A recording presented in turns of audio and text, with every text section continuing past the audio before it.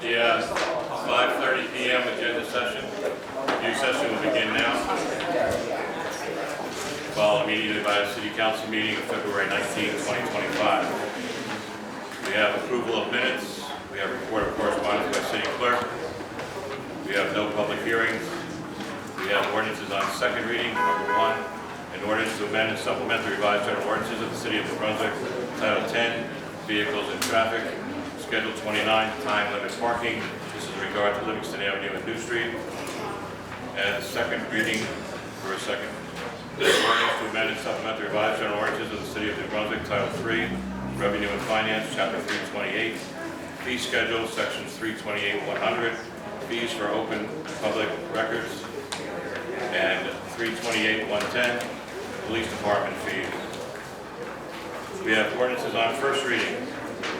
Number one, an ordinance to amend and supplement the revised general ordinances of the city of New Brunswick, Title 3, Revenue and Finance, establishing Chapter 318, the Commercial Property Assessed Clean Energy Program.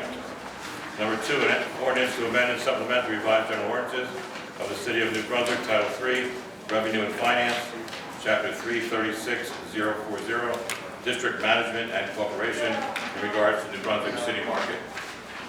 Number three, an ordinance to amend and supplement the revised general ordinances of the city of New Brunswick, Title 3, Revenue and Finance, Chapter 328, Fee Schedule, Section 328-120, Parks and Recreation Fees in regards to amend recreation fees, Field Day Fox Mascot Fee.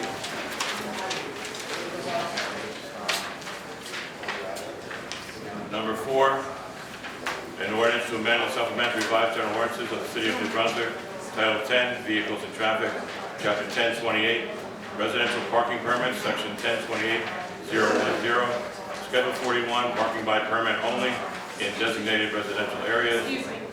Number five, a supplemental bond ordinance to amend ordinance 01-02404, original appropriation and add additional funds in the amount of $725,000. Number six, an ordinance to amend and supplement the revised general ordinances of the city of New Brunswick, Title 10, Vehicles and Traffic, Chapter 1016, Stopping, Standing, or Parking, Section 1016-210, Schedule 38, Time Limit Parking Areas in regard to Seaman Street.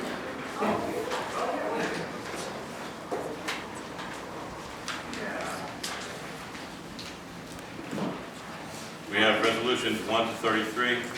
Number one, approve agenda amendments. 2, approve payroll. 3, authorize refund for redeemed tax sale certificates.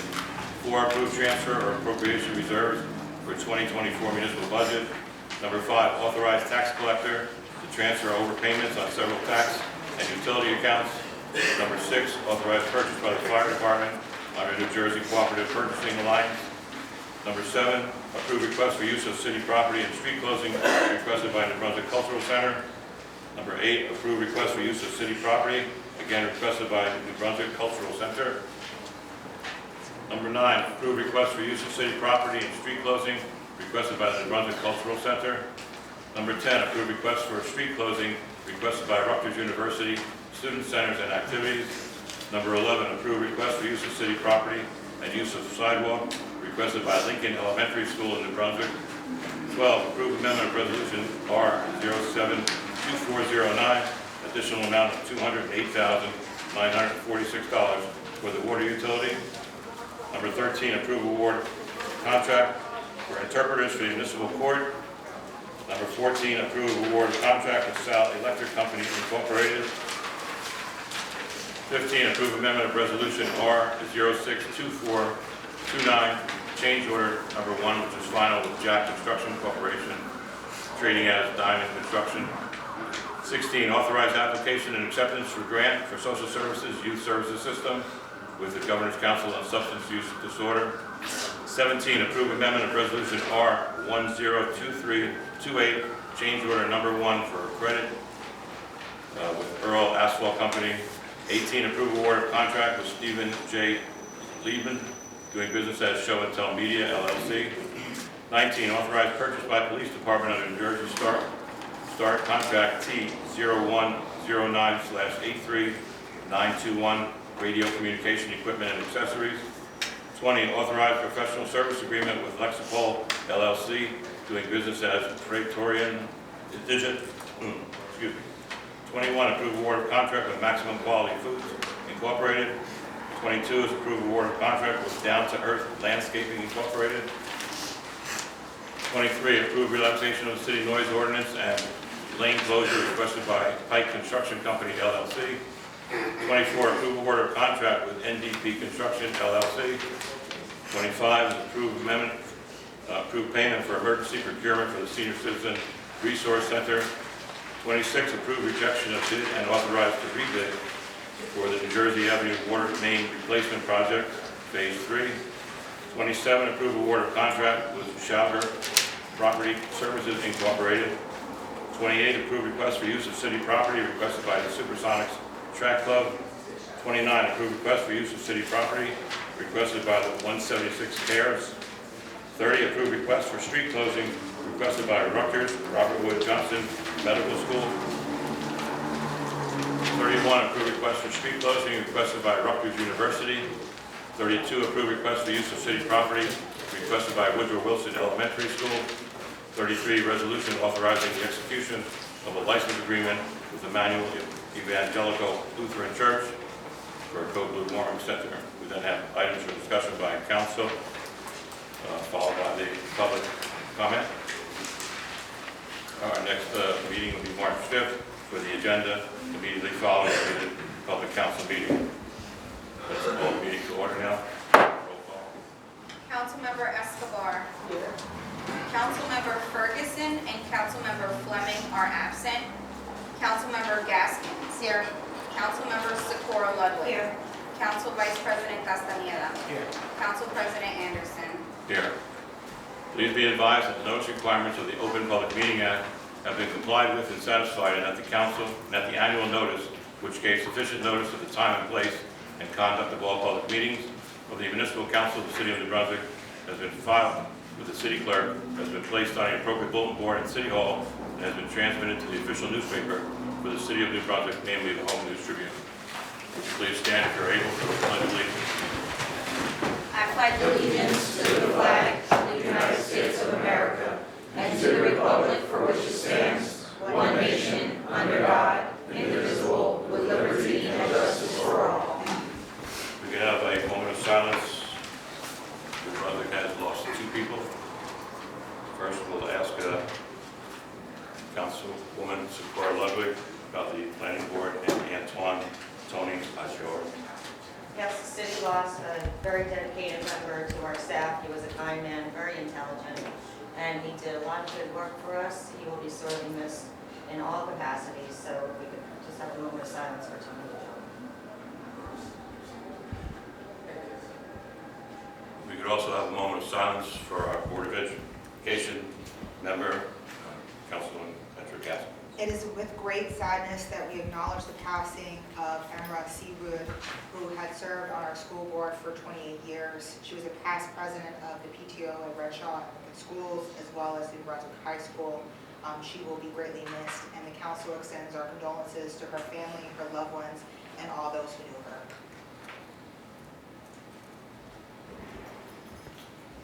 Thank you.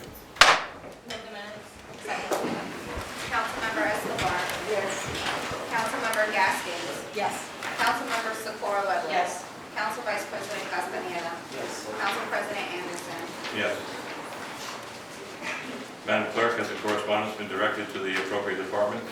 Yes, Council President, the correspondence received by the City Clerk's office was forwarded to the appropriate departments for further action. Thank you. We have ordinances on second reading.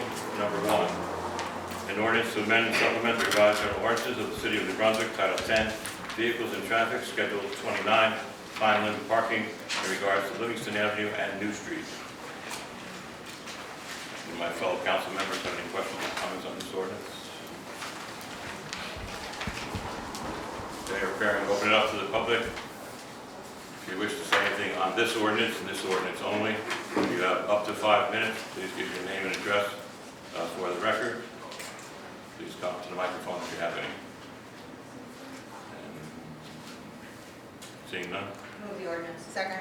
Councilmember Escobar. Yes. Councilmember Gaskin. Yes. Councilmember Socorro. Yes. Council Vice President Castellano. Yes. Council President Anderson. Yes. Number 2 is an ordinance to amend and supplement the revised general ordinances of the City of New Brunswick, Title 3, Revenue and Finance, Chapter 328, Fee Schedule, Sections 328-100, Fees for Open Public Records, and 328-110, Police Department Fees. Mr. Chairman? Yes, Council President, members of council, this ordinance on second reading for your consideration merely amends our city ordinance to provide for the rate to be charged for copies in connection with the Open Public Records Act. Recent amendments to the Open Public Records Act on the state level. This ordinance just brings our city ordinance into compliance with that particular amendment and those amendments. Thank you. Any council members have any questions? Okay, we are opening this up to the public. As usual, you have up to 5 minutes, one time up. Please give your name and address for the record. And as I said, you have up to 5 minutes. Good evening, Charlie Cradaville, New Brunswick Today. May I ask what prompted this introduction of this ordinance? Chairman? There were changes in the law on the state level and a regular review of our ordinance to make sure that they comply with the state statutes and other GRC decisions which come through, as well as Superior Court decisions, I should say. Okay. Correct me if I'm wrong, but the recent changes to the OPRA didn't change the copy fees, the fee per page, right? It's been the same since 2010? I don't have the history of how they've changed. I believe that the city's ordinance used to have a sliding scale. The ordinance had, or the statute had a sliding scale. The new ordinance now provides for 5 cents per letter size page and 7 per legal size. Right. So that's what's been on the state level since 2010. May I ask, did the review of the ordinance come as a result of any of my OPRA requests for crash reports? I have no idea, to be honest with you. I suspect not, but I can't. Well, who did the review? Mr. Katniss, who's my assistant city attorney, is primarily responsible for all OPRA matters in the city of New Brunswick Borough. Okay. Would the council say that this ordinance makes it easier or harder to get public records? It makes it in conjunction with the law. Yeah, well, I hope that the city will be transparent when it comes to future OPRA requests and not try to charge folks an arm and a leg for getting basic documents. As you'll recall, the city previously published all crash reports on the web. You could get them no charge, no time for the clerks to have to come up with a response, no time for the police to have to come up with a response, and it was much better in that there was full transparency and no need to waste anybody's time with the requests. They were just posted on the web.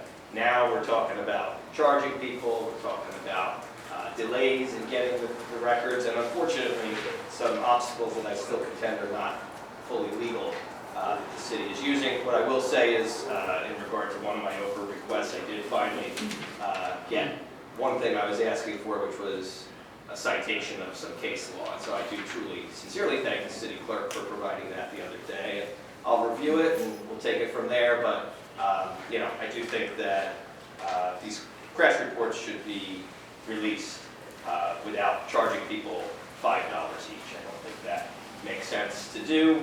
And yeah, I wish that we could have more transparency here. That's all on this ordinance. Thank you. Anyone else on this ordinance? Yes, ma'am. Hi, yes, Daniel Moore. Is this sec number 2? I was in the hallway handling something.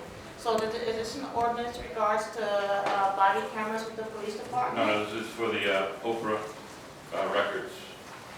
It's on the second reading, number 2. due to where a lot of things is under Oprah. So like I said, full detail due to where, what, does this have anything due to where getting body camera? You have to do the paper open request through the city clerk and all.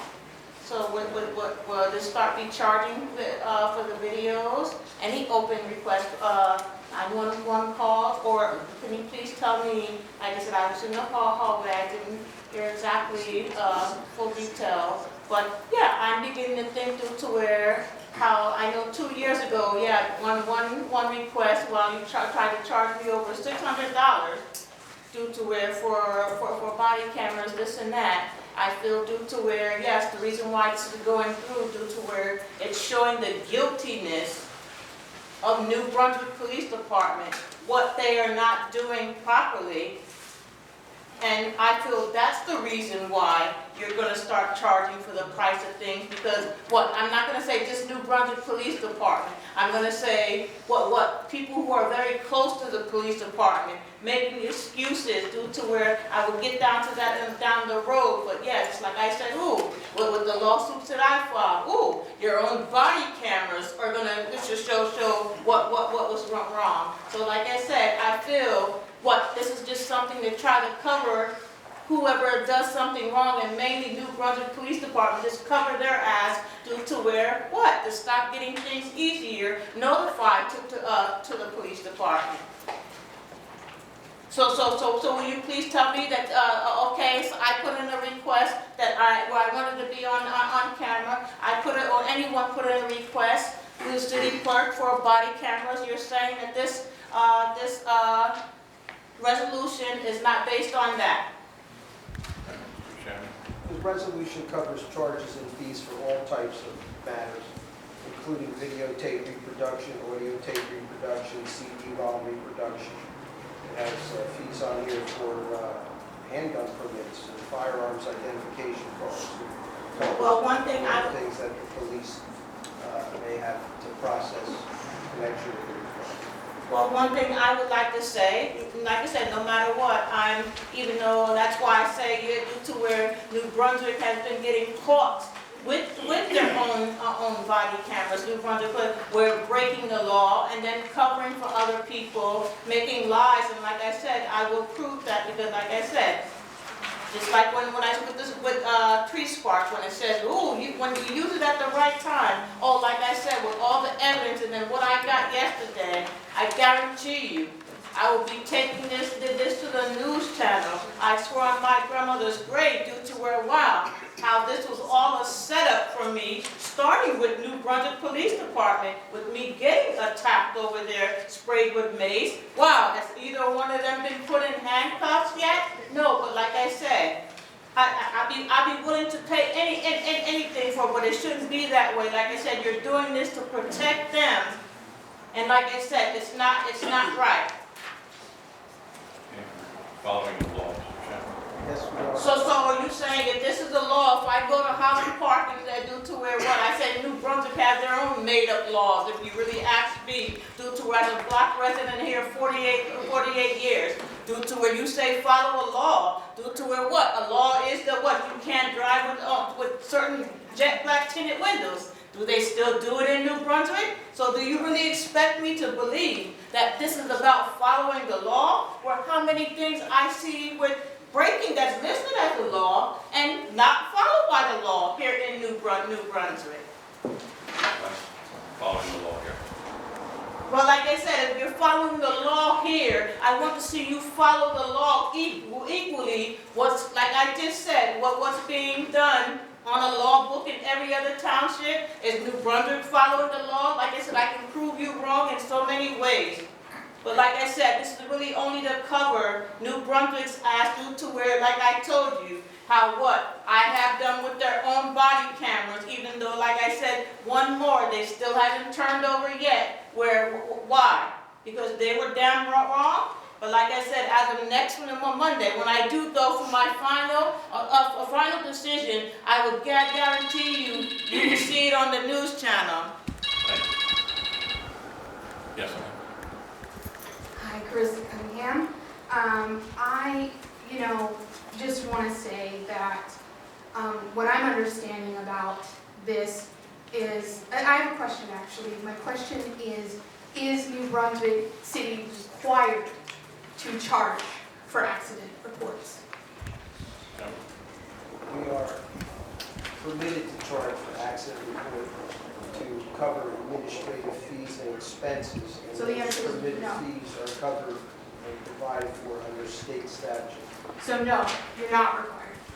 You're not required by state law to do that.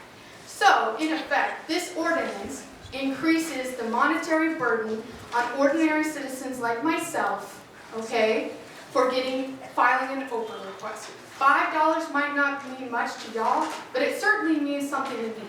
And it means a lot to the people who live in this city, who rely on Oprah requests to get reliable information about what is going on in government. Choosing to impose a fee, because it is a choice. Permitted doesn't mean that you are required to. You guys are choosing to apply this fee. So any one of you that votes for this ordinance is slapping the face of the New Brunswick public citizen by making them pay $5 that they didn't have to pay before just to get an accident report. Accident reports happen all the time. People need them for their insurance claims. This is an attack on the working class and poor people of this community, and if you refuse to acknowledge it and you vote yes on this ordinance, you are slapping the face of every working class and poor person in the city of New Brunswick. Thank you. Anyone else on this ordinance? Yes, sir. Hi, my name is Alex Vargas, and I just wanted to echo some of the sentiments said already, which is really a needless fine just to set a barrier between the public and the public records.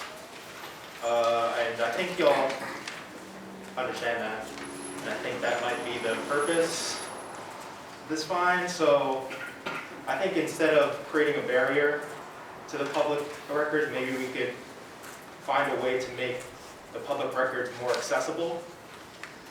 You know, make it so it's not such a hassle for the public records to be presented. So that's just my 2 cents. Appreciate the time. Thank you.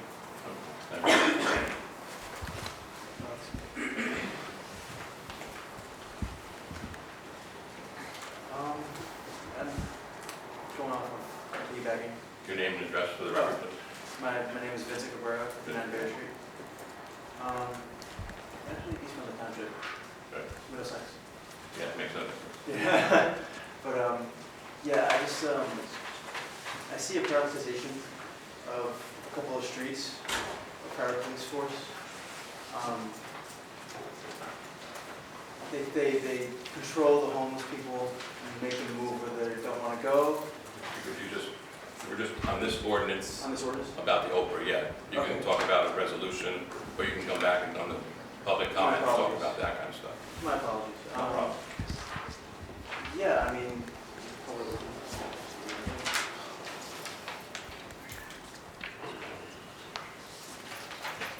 my apologies. Thank you. Anyone else? Seeing none? Move the ordinance. Councilmember Escobar. Yes. Councilmember Gaskins. Yes. Councilmember Socorro Ludwig. Yes. Council Vice President Castaneda. Yes. Council President Anderson. Yes. We now have ordinances on first reading. We have 6 of those. An ordinance to amend and supplement the revised general ordinances of the City of New Brunswick, Title III, Revenue and Finance, establishing Chapter 318, the Commercial Property Assessed Clean Energy Program. I move the ordinance setting down March 5th, 2025 at 5:30 p.m., same date to be advertised. Second. Councilmember Escobar. Yes. Councilmember Gaskins. Yes. Councilmember Socorro Ludwig. Yes. Council Vice President Castaneda. Yes. Council President Anderson. Yes. Number 2 is an ordinance to amend and supplement the revised general ordinances of the City of New Brunswick, Title III, Revenue and Finance, Chapter 3, 36040, District Management Corporation, in regards to New Brunswick City Market. I move the ordinance setting down March 5th, 2025 at 5:30 p.m., same date to be advertised. Second. Councilmember Escobar. Yes. Councilmember Gaskins. Yes. Councilmember Socorro Ludwig. Yes. Council Vice President Castaneda. Yes. Council President Anderson. Yes. Number 3 is an ordinance to amend and supplement the revised general ordinances of the City of New Brunswick, Title III, Revenue and Finance, Chapter 328, Fee Schedule, Section 328-120, Parks and Recreation Fees, in regards to amending the recreation fees for Field Day Fox mascot fee. I move the ordinance setting down March 5th, 2025 at 5:30 PM, same date to be advertised. Second. Councilmember Escobar. Yes. Councilmember Gaskin. Yes. Councilmember Socorro Ludwig. Yes. Council Vice President Castaneda. Yes. Council President Anderson. Yes. Number 4 is an ordinance to amend and supplement the revised general ordinances of the City of New Brunswick, Title 10, Vehicles and Traffic, Chapter 1028, Residential Parking Permits, Section 1028-010, Schedule 41, Parking by Permit Only in Designated Residential Areas. I move the ordinance setting down March 5th, 2025 at 5:30 PM, same date to be advertised. Second. Councilmember Escobar. Yes. Councilmember Gaskin. Yes. Councilmember Socorro Ludwig. Yes. Council Vice President Castaneda. Yes. Council President Anderson. Yes. Number 5 is a supplemental bond ordinance to amend Ordinance 010-2404, original appropriation, and add additional funds for the amount of $725,000. I move the ordinance setting down March 5th, 2025 at 5:30 PM, same date to be advertised. Second. Councilmember Escobar. Yes. Councilmember Gaskin. Yes. Councilmember Socorro Ludwig. Yes. Council Vice President Castaneda. Yes. Council President Anderson. Yes.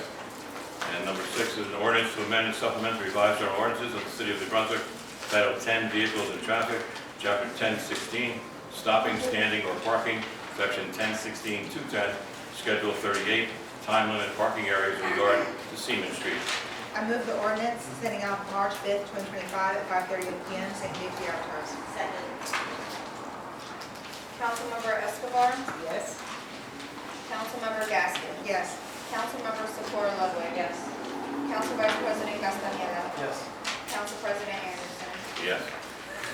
We now move to resolutions 1 to 33. If we could have some explanation first with number 12. Mr. Wallace?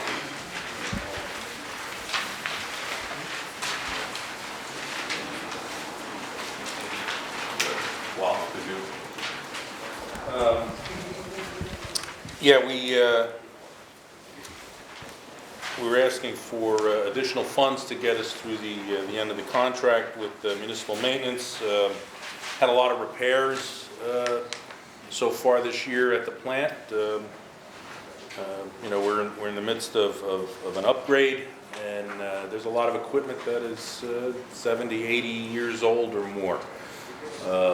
The timing isn't the greatest, but we got to keep things running until the upgrades are complete with some of this equipment. So this is kind of anticipated through the end of the term, which would be June.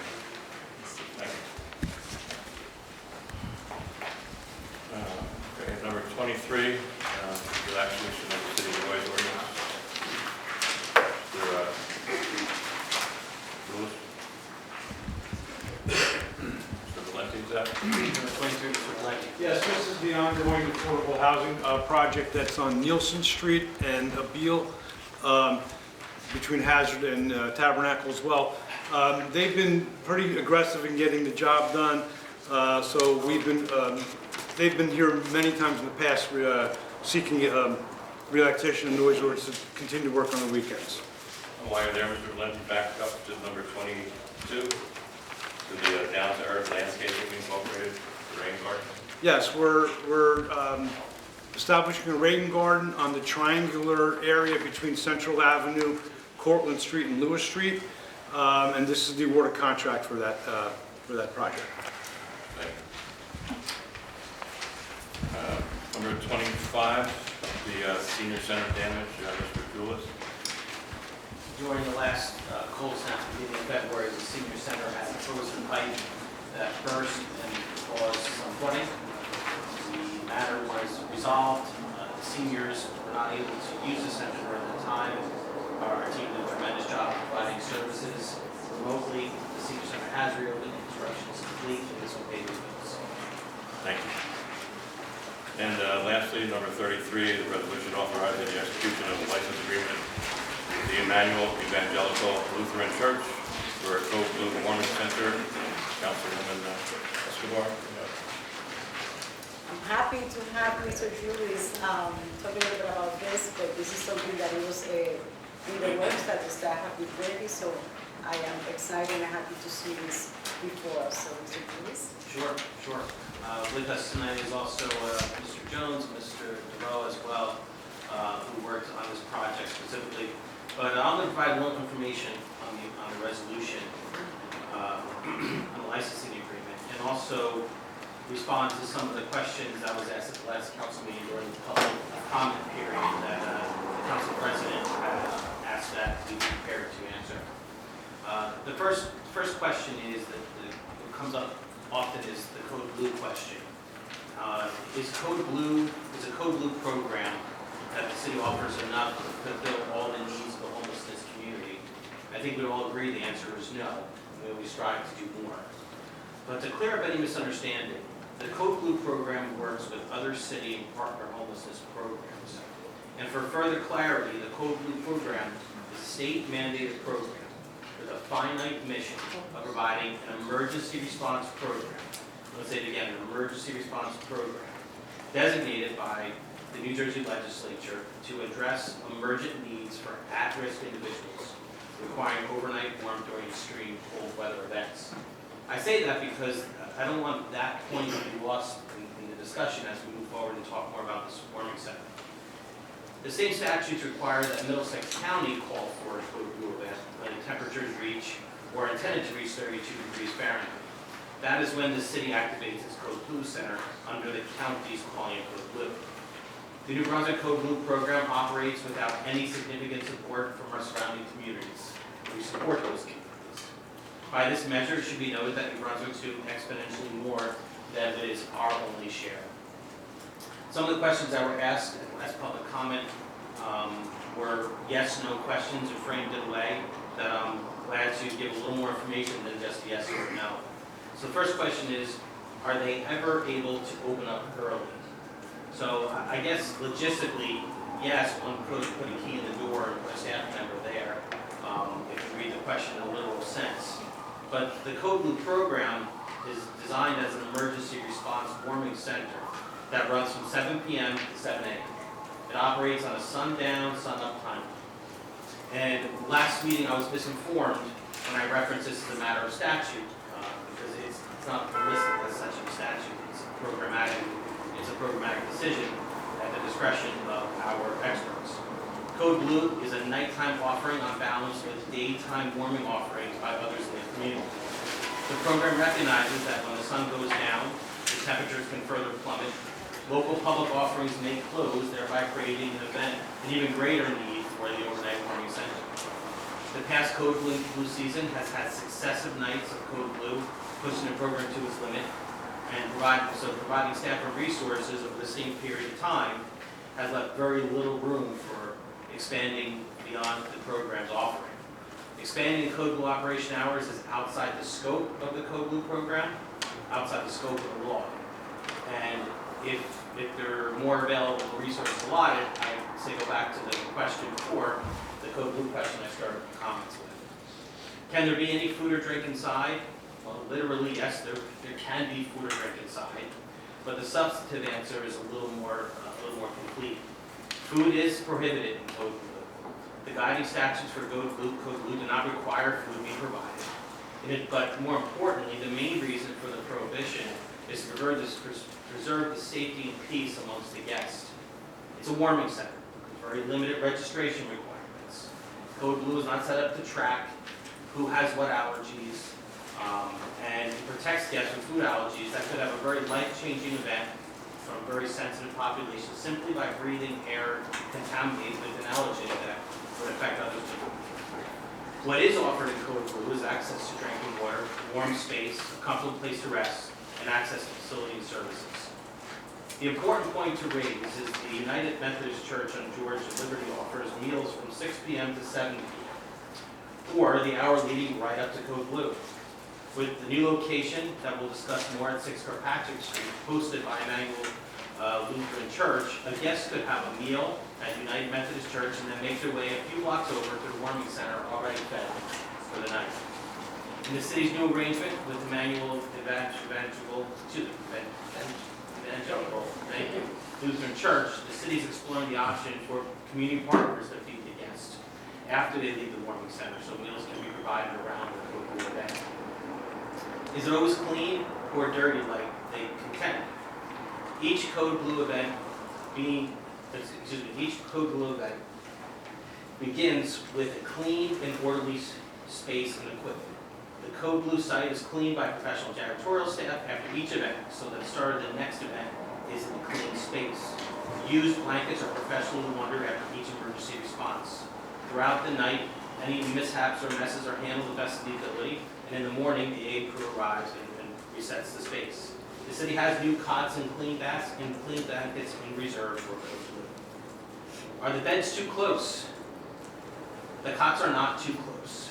The city aims to provide as many cots that can be reasonably accommodated to ensure the most opportunity for guests to participate in the warming center. And the warming center can operate safely. The warming center continues to fill, so it would appear the city has struck a good balance between the number of cots it has in the warming center and the space available for guests still to continue to arrive and use them. Can more be done? Yes. In that case, please refer back to the Code Blue question in my comments. Is there enough heat? Yes, there is enough heat. The thermostat has been set to the same temperature all season. The HVAC systems are operational and properly maintained, and I brought a copy of the maintenance logs to show that the HVAC system has been properly maintained. If there's complaints regarding to being cold, it's not because the HVAC system is not working correctly. Are there numbers for each night it's open? Yes, there are numbers for participation as per the recent award grant requirements. The grant award was recently issued to the county, from the county to the city, and I believe we answered that at one of the meetings in the last report. The city will meet its reporting obligations to the county for 2024-2025 Code Blue, and there will be proper accounting with that reporting. Why are volunteers not allowed? In order to provide a consistent and safe experience, the city has hired emergency response staff. And again, we talk about this being an emergency response to an emergent circumstance, which is what is Code Blue. As agents of the city, the employees are hired with specific purpose based on their qualifications. They are trained and they're also insured and properly protected under the city's insurance policies. At the Dignity Center, does it take long for the hot water to come on? The city has not timed how long it takes for the hot water to make it to the shower heads in the various Dignity Center bathrooms, nor have had a reason to do so outside of this question. The reason being the hot water heaters are maintained under the same city protocols I spoke to before regarding the HVAC at our other locations. So it is reasonable to think that there is some time required for the hot water to move through the pipes to the shower heads, thereby bringing the water to a temperature level that is expected. And when there is continued use, of course, the hot water tanks may drain and need to be replenished, as we all deal with in mostly our own circumstances. But being this brought to our attention, the staff under our director or department head will monitor to make sure the hot water operates as is intended by the systems that are in the Dignity Center. The exciting news for tonight, as the council referenced, is that Code Blue is relocating to 6 Kirkpatrick Street. The administration wants you to be aware of the following regarding the licensure agreement that the city council will consider to vote on tonight. In a joint venture with the Emmanuel Evangelical Lutheran Church, the city will open a new facility at 6 Kirkpatrick Street and transfer the Code Blue program to this location in the days ahead. With us is Mr. DeVoe, as I mentioned earlier, Deputy Director, Department of Human and Community Services, to describe how the new facility will improve the program. Mr. DeVoe?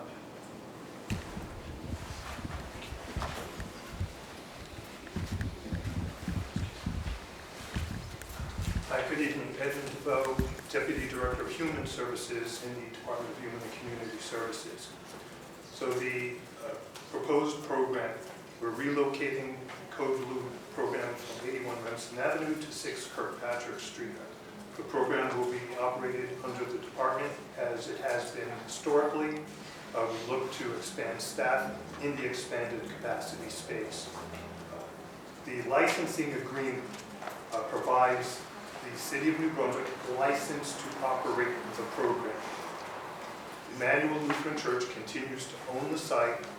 They are responsible for making modifications to the site under our guidance or our direction and our advice.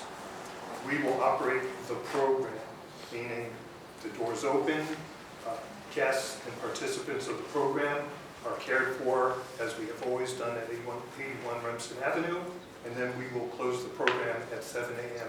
the next morning. The janitorial service, which currently provides services at Remsen Avenue, will transfer their services over to 6 Kirkpatrick's. So Mr. DeVoe, Mr. Jones, and has put a lot of work into this, as well as their colleagues under the direction of the mayor, and I should recognize at this time, so thank you, gentlemen.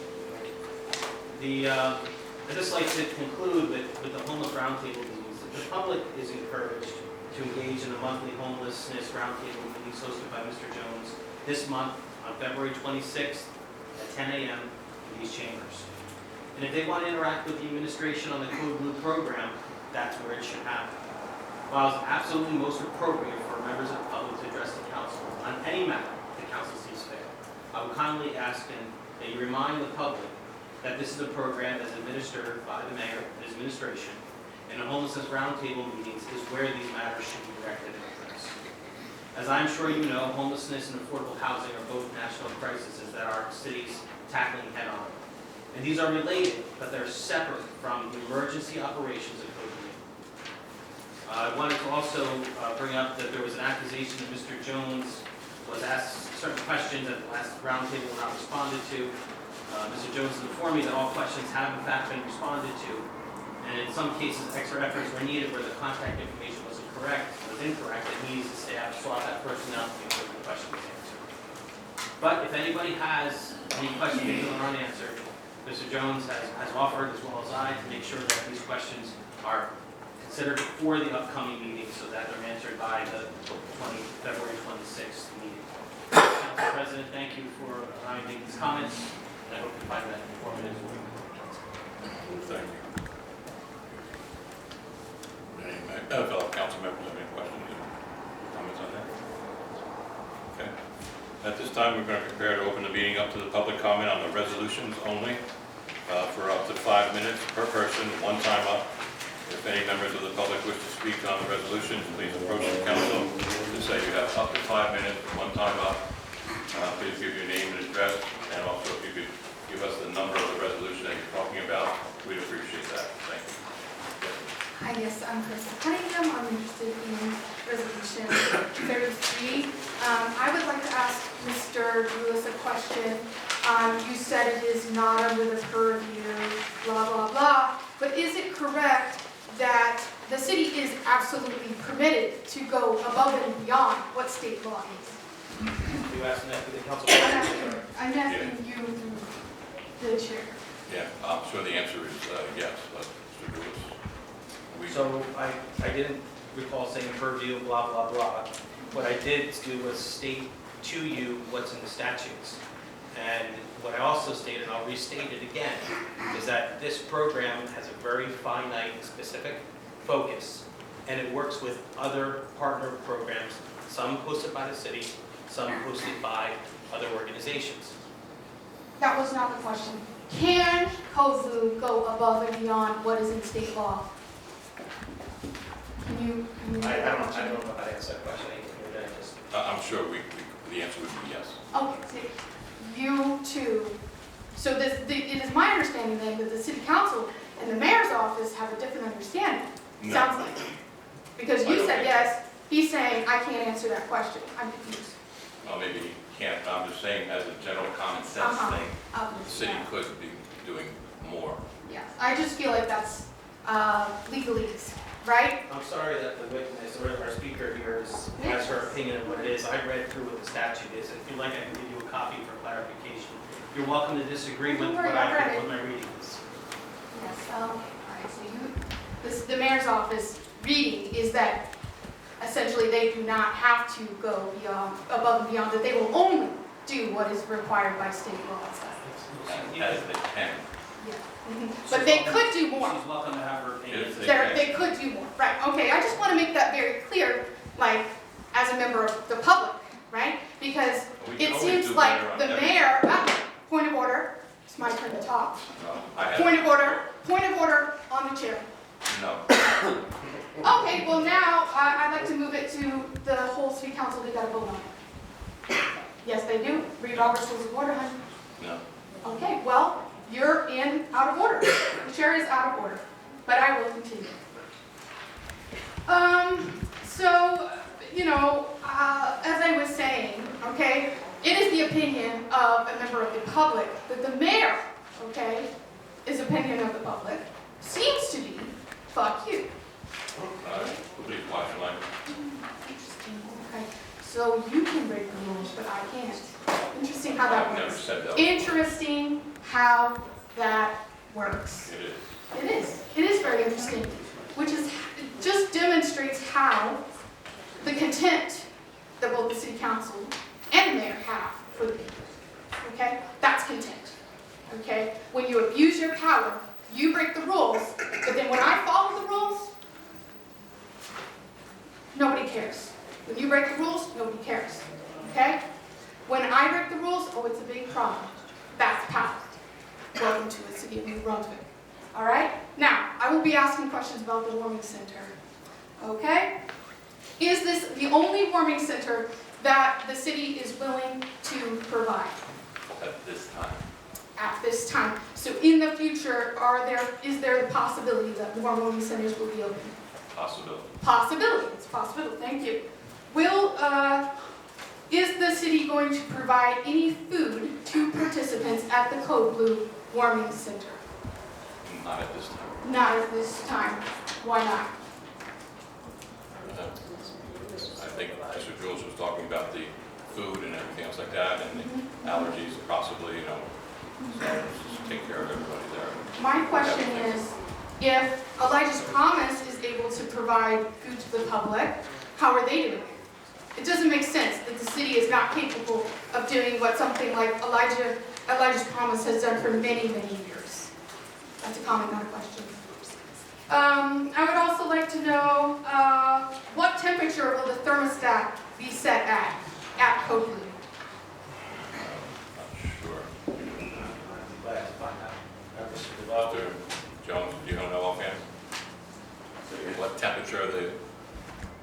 Was it said now? So the Director of Human and Community Services does not know what temperature the thermostat is set at Code Blue. That's correct. Okay, all right, that seems like, given that it's a warming center, that might be the most basic, important thing to do. Thank you so much. 60. Have 81 reps and have. 60 degrees, is that what you just said? 68. You have a hard time hearing a lot of things I've said tonight. Yeah, I think 68. 68 degrees, thank Thank you. you. And I know sometimes, even though it's like my thermostat's set at home, when you have really cold nights, it gets colder. So, yes, sir. Maybe you could turn it up. There's better insulation in those houses. City Council member, my name is Walter Willard. I'm gonna keep it short and brief. You know, I'm kind of like technically homeless right now, and I am located at 81 Richardson Avenue. Now, like, we're gonna get into it. As far as the temperature goes, it's not 68. It's less than 68. I just slept there last night. It is cold. It is freezing in there. You guys say, now I worked for public property years ago. Why? And then when you wake up in the morning and you try to wash your face, brush your teeth, the sinks was cold. The water is coming out cold. This was just last night. You know what I mean? It's cold in there. There's no hot water nowhere in that place. And I'm speaking that's something that just happened less than 24 hours ago. And I'm gonna go there tonight. You see what I'm saying? So I haven't seen no maintenance guys there to do nothing. You know what I mean? You said that you got public property coming there. I've been there for about 2 weeks now. I haven't seen not one city worker that comes there and fix nothing, sir. Mr. Julius, you know what I mean? I'm just letting you know because I'm there. I know who the city workers are. I grew up in this town. I know everybody, basically. So, I'm just letting you know what's going on. As of right, that's why I'm sick, because and then they only provide, you say about the cops. The only thing that they doing to these cops, City Councilman Drew, is spraying it down, wiping it off and everything. That's it. And then they probably put it back, or whatever the case may be. There's no protective coating over these cops. You don't know if people coming off the streets with bed bugs, or some people is unclean. You see what I'm saying? I'm a clean person, you know what I mean? So, but you got some people that's just unclean. You see what I'm saying? But a lot of stuff is going on that you guys is not aware of. Now we're going to talk about the Dignity Center. Now, when I grew up, I never heard of the Dignity Center. That was New Brunswick High School, Memorial High School Stadium. Played football there. You know what I mean? Many years. So all this dignity, you guys, I don't know.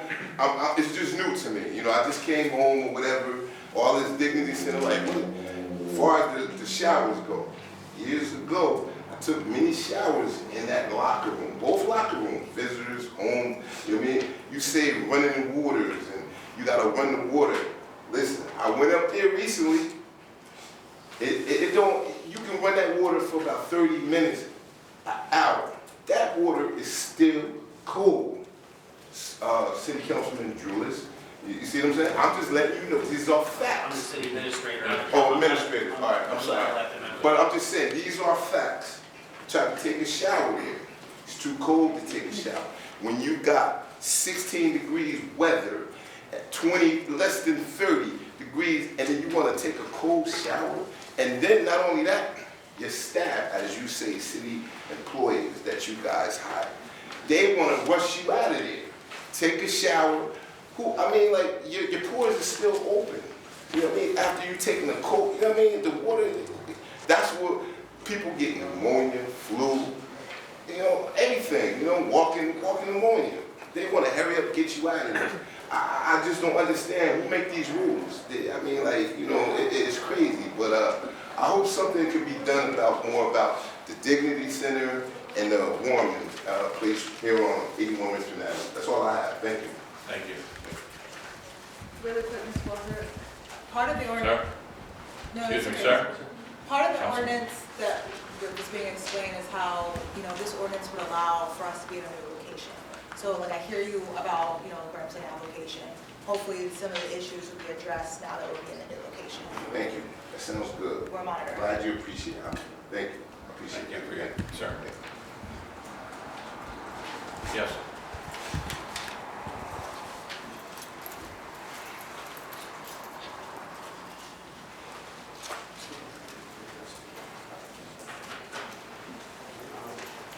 So I would like to get back into the topic of the Your name and Vincent address. Cabrera, 59 Berry Street. I would like to just talk about the food in the shelters that are so become the HUD. Questions like how much will there be food and will there be volunteers? Because in the community of New Brunswick, we would like more volunteers. We would like to be able to volunteer for our brothers and our sisters, which shall also be included, because we don't have a women's shelter, I believe. So I would like to question in these soon-to-come facilities, will there be a women's facility? And where will there be food? Will there be heat, proper insulation, proper utilities in general, proper care, just overall, until a transitional, maybe less finite plan comes into view. You can't just keep moving these people around. I've noticed this with the homeless and stuff. You can't just keep moving these people around to new properties or new real estates or new other people who also have money. It's gonna stop. These people need to be helped, truly, with real estate, however you would like not to do that. Real estate, I see a real estate development going up right around here. The big building, we all see it. Huh? Helix? The Helix. We see all these things. I would just like to see some of that traction elsewhere in the community, not just the world. We have a problem here that is not being addressed. I like to see more unity, more togetherness, more, less individualism, because we all have the same goal. I come from a different background, I come from a different walk of life, but I still know these things because I've made sacrifices, just as we all have.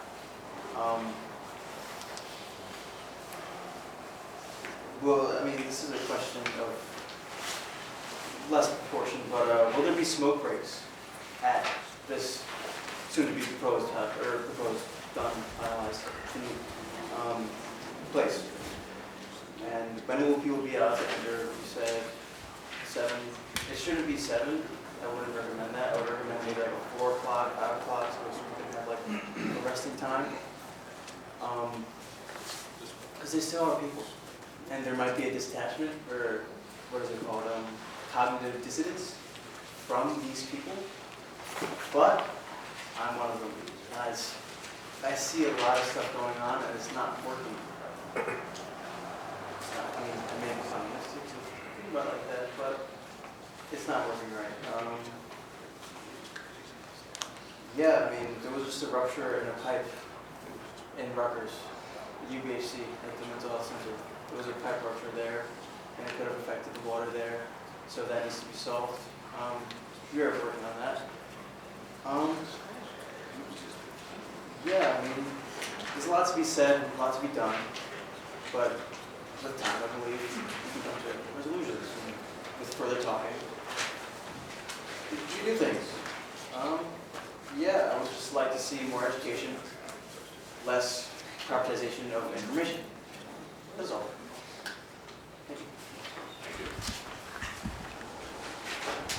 Hi, yes, Diana Moore. I would just have to say, for starting with number 28, I would have to say it's good to still see Supersonics Track Club for I was journeying around here due to where, yes, it's been over 30 years with me, where I was on the Supersonics, how we made it to the championship all the way to California. So it's good to see. Hopefully I'll be in good condition where I can go check it out. It brings out good memories. Now, would you please tell me for 29, I hope due to where you're having this up, the Boyd Park is clean, due to where I know sometimes it's too much grass down there, too much weeds with the canal and all, and it's not safe. Now, I'm going to go for with 33. Now, one thing I'm going to start by asking with this new one, due to where, is it possible we will have lockers for people to lock their things up due to where they don't have to worry about their belongings being stolen? I'm not sure the problem in this one yet. Well, for the future, that was one The situation. same amenities that are 81 Remsen will be in this location, except a little larger scale rooms and Well, okay, that's one thing. Hopefully, due to where people are complaining that their belongings are being stolen from over there, and then you can't leave your stuff outside. Then also where, come on, I'm gonna say with lining up, please, yes, let the ones that you see there on a regular basis, due to where how many spaces are gonna be, due to where Cold Blue opens up at 7 o'clock. Wow, due to where you see people lining up there, 5 o'clock. Wow, they've been waiting there for hours due to where, and I've seen it, and then due to where, wow, due to where you waited all this time and you can't get in. So that's another thing to look at.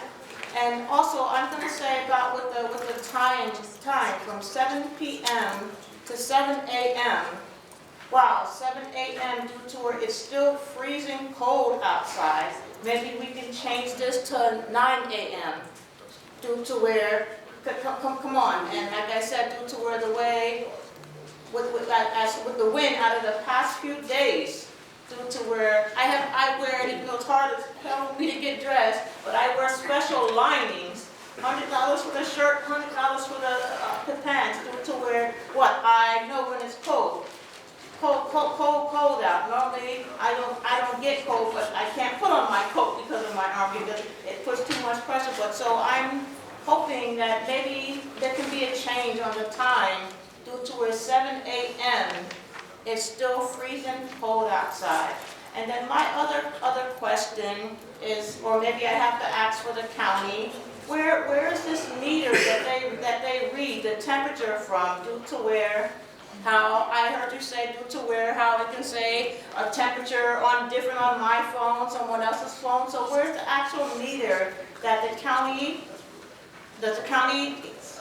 where's the meter at that they look at to say when cold blue is called? If the county's decision. It's a county decision. So- Where they get that, you'd have to ask the county.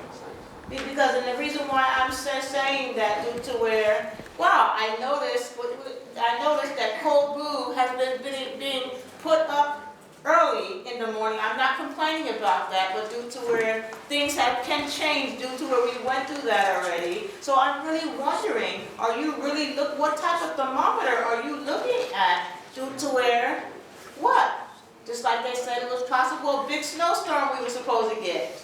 Won't be getting it. So that's my concern, due to where, and like I said, I will speak on that with the county since you said that.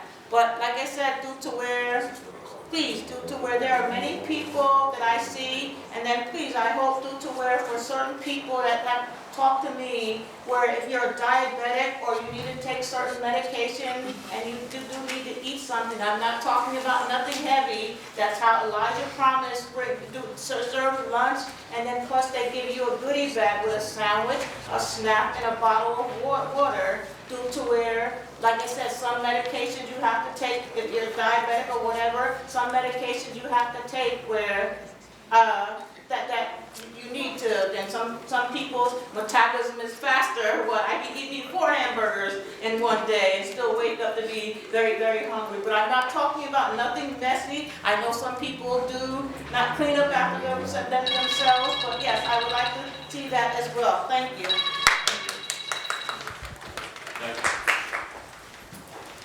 Hi, my name is Chris. I'm a community member. Can you hear me? No? Okay, I'll talk a little louder. I was here before, and a lot of the things you mentioned are questions that I asked previously. While I do appreciate hearing that there will be a new center open that's hopefully going to address a lot of these issues, I do find the way you answered some of those questions very concerning, because I was coming from a place of speaking to people who actually use the services, saying that I'm cold, the water's cold, these things we're hearing from our community members, and you're saying to us that, these things aren't happening, which is dismissive of the lived experiences of the people who you're supposed to be offering the services to. So just wanted to mention that. For the new center, I do want to know how many cots will be available. I believe there are 40, is that right? No? 40 cots. 40 cots. And will there be separate spaces for women? Are any women allowed in shelter? Everybody's welcome. Everybody. Yes, I understand that they're welcome, but will there be, okay, thank you. Will there be bilingual staff in this new center? Yes. Yes. And we're hiring. We're hiring 2 more staff members that are being hired. Thank you. And while I think we all understand things take time and there are specific legal precedents and what they're asking you in the Code Blue, just in Code Blue for the state, I do think we have an obligation to think bigger than just what the state is asking us. Thank you. Hello, my name is Alexander Vargas. Spoke earlier. For the assistant attorney leaves, I'd like to point out that it's very hot in this room. A lot of you are wearing multiple layers. I had to take off my jacket. I don't know how cold it is outside. It's very cold, to put it bluntly. We have open windows. And I think it was a little, I don't want to have an adversarial relationship with the city council. And when City Administrator Rulis says thermostat is set, but when we ask what temperature it's at, everybody's scratching their heads and looking around, it really kind of throws out the credibility that you all work so hard to get with us trying to answer our questions. And I appreciate the efforts. I appreciate the efforts. And like the council president said, we could be doing better. So I appreciate the efforts. We can be doing better. Very hot in here. People are freezing outside. I appreciate that the capacity is going to be moved from 30 to 40. And in the vein of doing what's possible, I was under the impression, I didn't read the handout ahead of time. I was under the impression we were opening in an additional location. So I thought we would be moving the capacity from 30 to something like 60. So it's a little, it's better than nothing. It's not nothing. And I appreciate the council. I appreciate the former president. She's taken our considerations very seriously, and we've seen movement on this issue. But it is a national crisis, like has been said, and it's a bit much to ask that you all address a national crisis, but the city of New Brunswick is your purview. So, and a good point. I remember speaking about a previous point about giving a tax break to the Helix Center, and there's often this line that's brought up talking about the homelessness issue that all the surrounding counties aren't helping us out when it comes to this issue. But I think when we're giving away tax breaks to these large companies, and all the people who have high-paying jobs are coming to New Brunswick to work, they're not buying houses in New Brunswick. They're buying houses in Piscataway. They're buying houses in Edison. They're buying houses in Somerset. So they're benefiting from when we give tax breaks that sell out our citizens. So I think we should start demanding from our surrounding counties, or our surrounding cities and municipalities, that they help out on this issue. Because we're helping them out, and I don't know if we're willing to acknowledge that. There's a word for that, it's called gentrification. The people who are still here, people who are freezing to death, we don't have the money to trickle down to them. Reaganomics. I know none of you are Republicans, or maybe some of you are, but that's a myth. When we have $1 million companies here right now, and people are freezing to death right now. So I appreciate all of the concern and the motion, but the bottom line is we could be doing better and we should be doing better. So I appreciate it. Thank you. Thank you. Good evening once again. Charlie Cradaville. I live on St. Anne Street, right near the existing Code Blue location, and I'll ask some questions about that shortly. The first, Resolution 6 is $56,000 for a new fire department vehicle. Can you tell me, is this for the new director or for some other purpose? Council President, this is continued replenishment of the fleet. Constantly have vehicles coming in and out of service. So it's not a one-for-one replacement of an existing vehicle? The replenishment of the fleet, there's a vehicle plan in place. Okay. I'll move on to, let's see, the top of page 5. 17.5 for Stephen J. Liebman, doing business as Show and Tell Media, LLC. I understand this contract's already been in place and this is a renewal.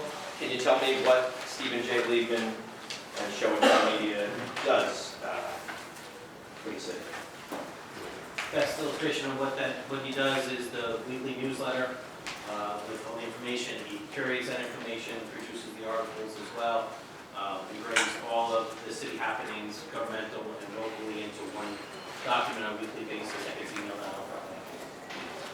Okay. And how can residents communicate with Mr. Liebman? Is there an email address or a method to reach him? Mr. Crowder will have to be able to communicate with Mr. Liebman. He could respond to one of the newsletters he gets. I'm not quite sure that Mr. Liebman will be able to answer a question from him. Okay, because yeah, I have that feedback on the newsletters, and I've sent it to places like the city clerk's office or other department heads, but if I respond to that, maybe he'll see it, and that's good to know. So if you respond to that, we'll see it, we'll share it with him if you address it to him. Thanks. You're welcome. I know Mr. Trulis had offered one of the other speakers a chance to look at the state statute on Code Blue. May I see it? It's here. You're welcome to have it if you like. Thanks. There you go. Appreciate you. Okay. And I did have some questions about Code Blue. Like I said, I live near the existing warming center, and I think folks should understand the context of that building. It's a building that dates back to the 1880s. It was a firehouse, and it became a firefighting museum for some years. And then there was a plan announced, I believe, in 2010 to revitalize it, reopen it, and have the firefighting museum on the second floor and a community center on the first floor. And the city hired a company called Tecton Development that struggled to perform and deliver on what they had promised, and it took a lot longer than it was supposed to. And when it finally opened, they only really opened up that first floor, and the firefighting museum never came to pass, and it just was an empty room for many years until the need for a warming center came about, and it's been used for pretty much exclusively that. Warming center, and I guess also cooling center, and other forms of refuge from the elements. So I'm glad there's a new facility. I'm a little concerned about losing the existing facility, though, because there are many people who need it in that immediate area. Just on the way here, it was pretty clear that there were upwards of 10 people waiting there. And so I want to be clear about the new facility. It's going to have 40 cots. How many total capacity are you going to have? A situation where, you can accommodate more than 40 people, just not everybody getting a cot? Or is it going to be 40 people and that's it?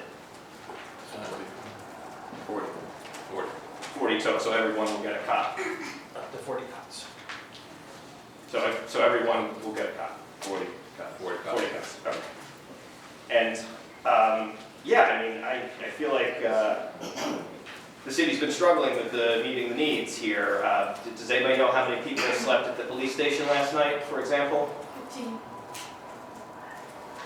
I believe it. I certainly saw more than a dozen there when I passed by. Yeah, so this new resolution, this new arrangement for additional or a replacement warming center, when does that start if you approve it tonight? Will it take effect in time for this season or not till next year? Construction is underway, and once the construction is complete, we don't expect it to take longer than a week, provided that what we saw is what happened when we start a process like this. So we do for the season, yes. Okay. I just want to note on the hours. I don't see anything in the statute here that says 7 p.m. or 7 a.m. I'll just for the record, if you Google it, sunset tonight was 5:38 p.m. So if you're trying to do sundown or sunup, you're late. You got to open the place earlier. It's crazy to make people wait outside for hours to get into the warming center. You need to do better. Thank you. Mr. Crowder, will I have my file back? Yes. Thank you. Council President, I have one question to Mr. Cruz before the close. Sure. Mr. Cruz, what is the capacity of the space at the patio? I know we're saying that we are proposed to move before it, but the space itself, do we know what is the capacity of the space? Not off the top of my head, I know that I can find out for you. Because I'm thinking that maybe we start with 40 and see how everything is. There's the possibility of exploring later on. I'm not saying tomorrow, and I'm not saying next year, if there's the possibility of expanding the 40 if it's needed, if the space will accommodate. Always a possibility. Yes, Hello, April Nicklaus. Oh, I've been told that I talk too quiet, so I was trying to stand closer and that didn't work either. Can you hear me okay? I can, yes. Okay, City Clerk, you can hear. Yes, great. April Nicklaus, 143 City F Street. So I also will speak and ask some questions on Hulu, but a couple other things as well, since this is the period to talk on all resolutions.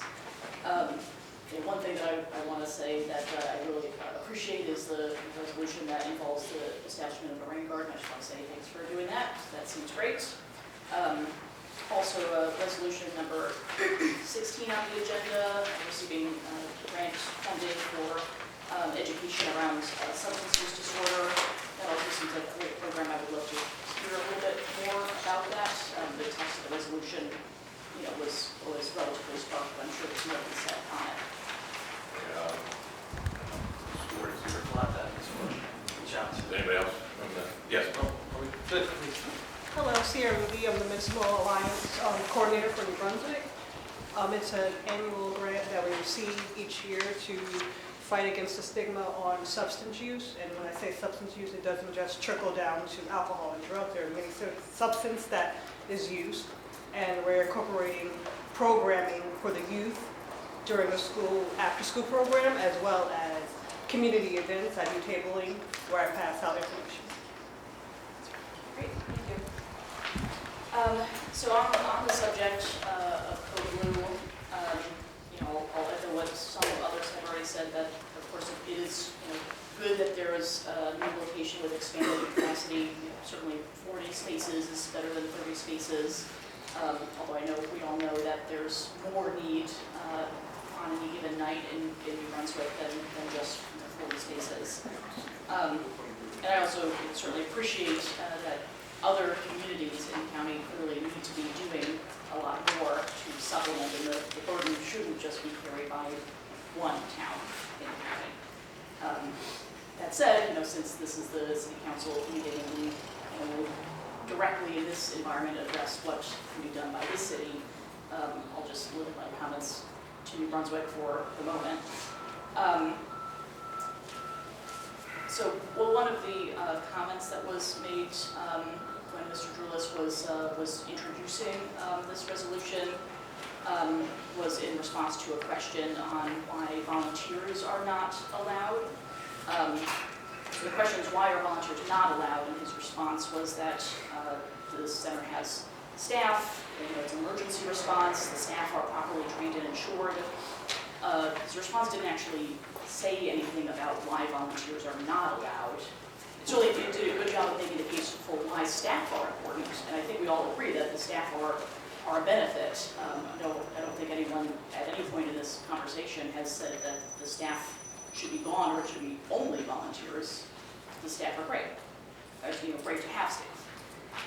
But why the prohibition on volunteers? Why not have staff and volunteers to supplement the staff? Because volunteers are not insured proper training. Can there not be training done by, for the volunteers, by the staff? Is it not possible to train? Our insurance applies to our employees. Okay, so We do not insure the volunteers. Sure. So does the city of New Brunswick as a whole never engage any volunteers on any of its programs, or is this related solely to Code Blue? I cannot think of a volunteer that I know of. Even in our recreation department, all of our referees are paid and come through a process, so they're not volunteers. So I guess I just find this a little bit hard to I'm sorry that you disagree, but that's how we run the Code Blue, and that's how we properly insure Right, no, employees, and that's how we provide a consistent. What I'm trying to environment. establish is, does any department or any program run by the city Large engage absolute volunteers questions. that I need? have to look at the entire database of everybody to give you that answer, so I couldn't give you that answer. Sure, I would imagine, just from what I have observed of city activities and programs that I've heard of, that there are cases where volunteers are utilized. Not in this case. Right, and so what I'm trying to establish is why not in this case, Because but in volunteers other. are not properly insured. I would love to get more detail on what is properly insured, and is there a prohibition on human beings existing in the space that don't have that insurance? Because it does seem a little strange to me that. Thank you. Thank you. We'll look into it. Anyone else from the public on any of the resolutions? Resolutions only? Resolutions? Resolutions, are you coming up here? Next. No, you go. Hi, my name is Sheree Mancini. I'm prepared today. Just a little louder. Oh, okay, my name is Sheree Mancini. I'm not fully prepared today because it's the last minute thing of dealing with it. Man, I am so sorry. Please put the microphone down. Oh, sorry. Okay, so let me just address everybody. Can you hear me now? I'm dealing with a human trafficking emergency, and I just had a mini stroke Friday, so I apologize if the words aren't coming out properly. I have to go to get an MRI when I leave here. It's right down the road in RWJ. But let me just put my glasses on and see if I wrote all my notes. You're talking about one of the resolutions? Yes, Which one? the, Or- yes, sorry. Yeah, 33.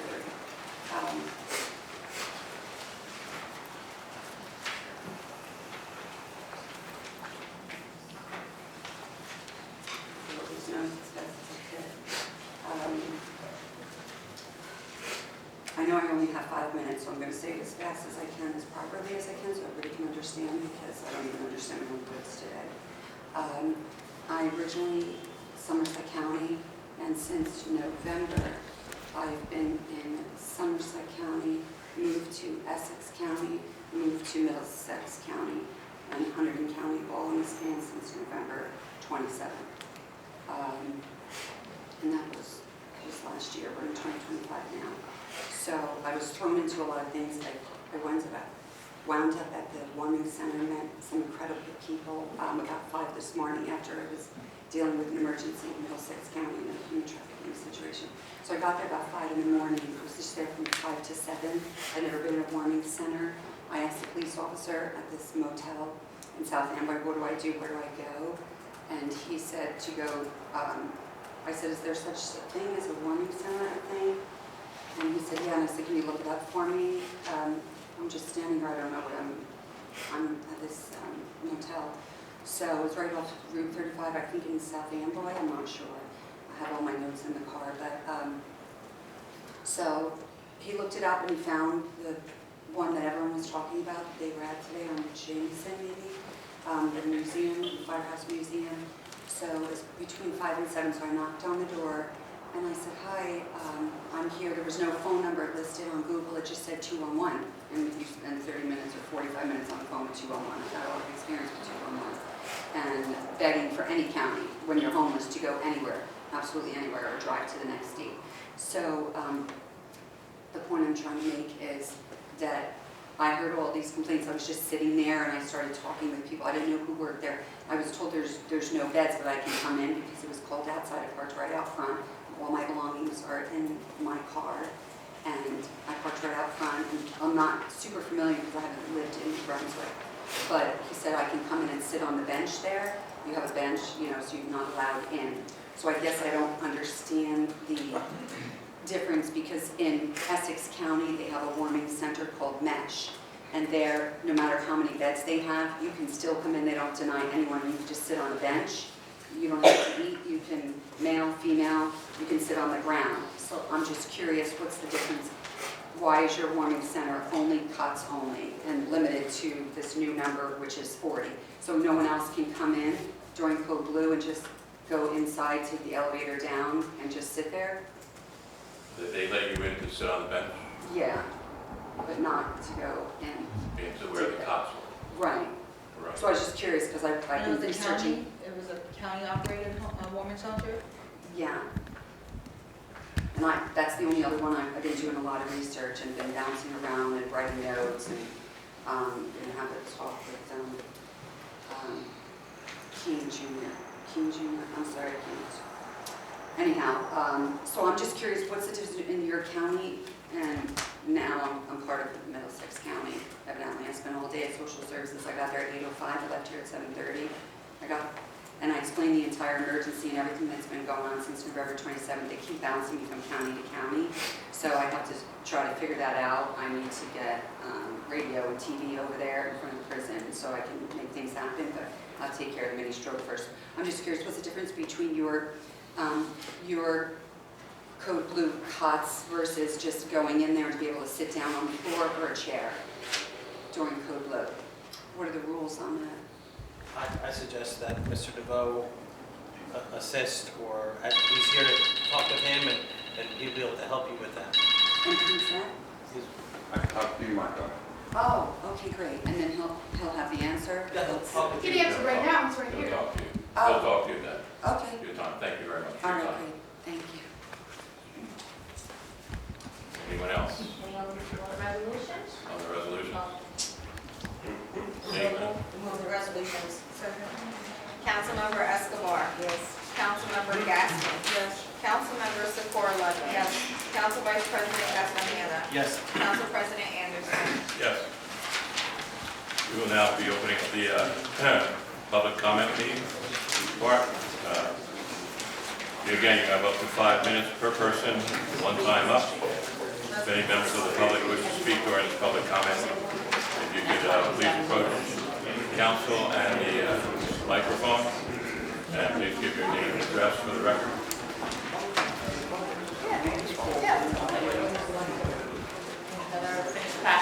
Time starts. Huh? Yes, go. No, but she might want wait, everyone to have the yes, paper. Save one from Miss Charlie Gladden, that's why she left.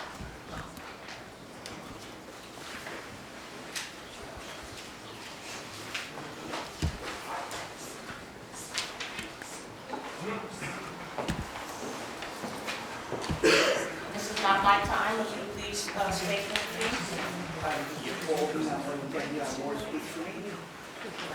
Now, it is his time. Hi, please stand right here next to me.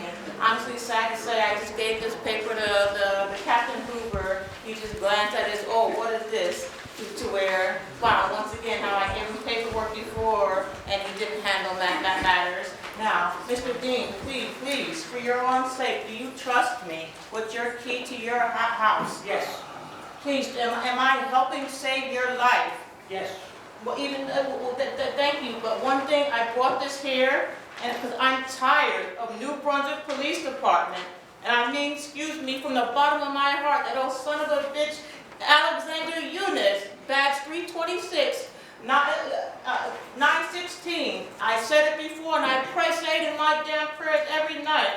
I pray that he rots in hell to really think that I'm cheating Mr. Dean or doing something else with him where I help people. I play this song where it's called what? Lean on me. I am a person where you lean on me. If you have a problem, I will help you with it. I'm not going to play the loud song, but I'm tired of New Brunswick Police Department that following me. What? That was where we went to the bank due to where he had an issue when I spoke on the $9,000 with the water bill. But then when I figured out the situation, due to where out the goodness of my heart, I told Mr. Dean to go to his bank. We came down here, he got $500 out of his account, came down here to the city hall to pay taxes. Wow, how many damn cars follow me down here? And if you're smart enough on February 10th to look at your damn cameras around here, to follow me thinking like, oh, what did I go to his bank for? Due to where what? We came down here, worked to try to work out the matter with his utilities. They said no, it had to be paid in full.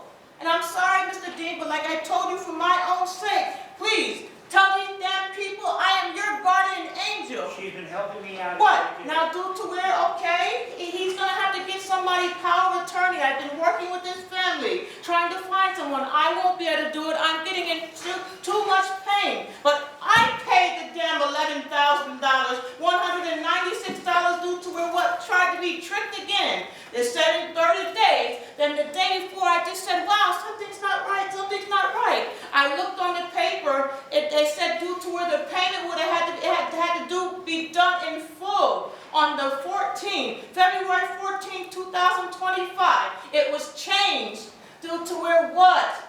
Then due to where what? Here we go with the 15th again. I went to my credit union. I wrote it up. I'm sorry, but please, I'm tired of this damn police department really thinking that I'm robbing you. She's not. But what? I saved him from losing his damn house. Please, like I said, all these no good ass police officers that you have, that you're making lieutenant and captain, please, what the hell are they doing? And I'm speaking from the bottom of my heart, due to where what? What? I did this out of the goodness of my heart, due to where not to lose his damn house. And please tell your damn officer to stop damn following me, because I'm not a criminal, I'm not no damn prostitute, I'm a person that the Lord touched for people to lean on me. If you have a problem, I will be able to help you with your damn problem. I can't do it as much to certain people. What, I've been avoiding to go to the emergency room, I'm in so much pain to get down morphine. Is my arm getting better over a year? Or what, New Brunswick Police Department tore my damn shoulder, 3 locations, dislocated nerve damage? Oh, and you will not get away? Is karma coming for all of them?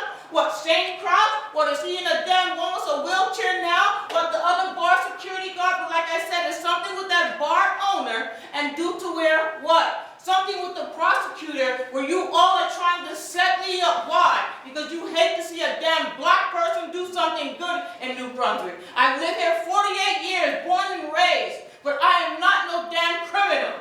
And I'm sad to say that I had to really show his business, but I'm tired every time I go give him his medication. I was told by the social worker that he cannot do it. But like I said, matters are getting seriously. I've been reaching out for his family. Somebody's going to have to be power of attorney for him. He's going to need a nurse because as of Monday, I have to get my final decision what to put my damn arm back together. Like I said, what New Brunswick Police Department did to me. What are you damn doing? What, devils?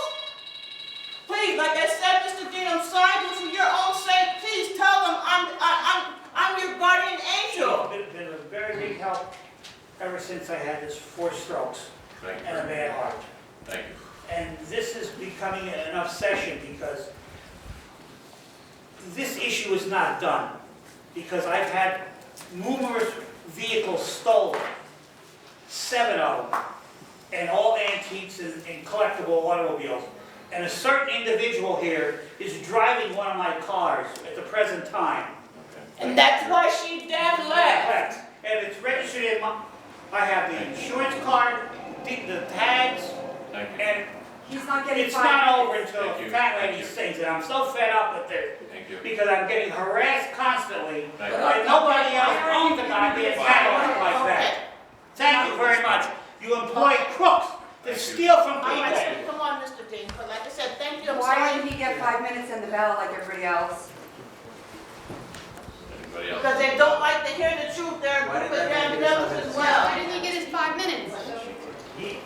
He I referred to her, had that a was his stroke 5 and minutes. I know But it's she doesn't have a power of attorney, so technically, by the He power asked law, and that man he is not, acquiesced. that man is not. No, I'll let you go. I gotta be in the hospital still tomorrow. let you go, but like I said, Alright, I, if you go to hospital, that is okay. Next person up. I would like to speak.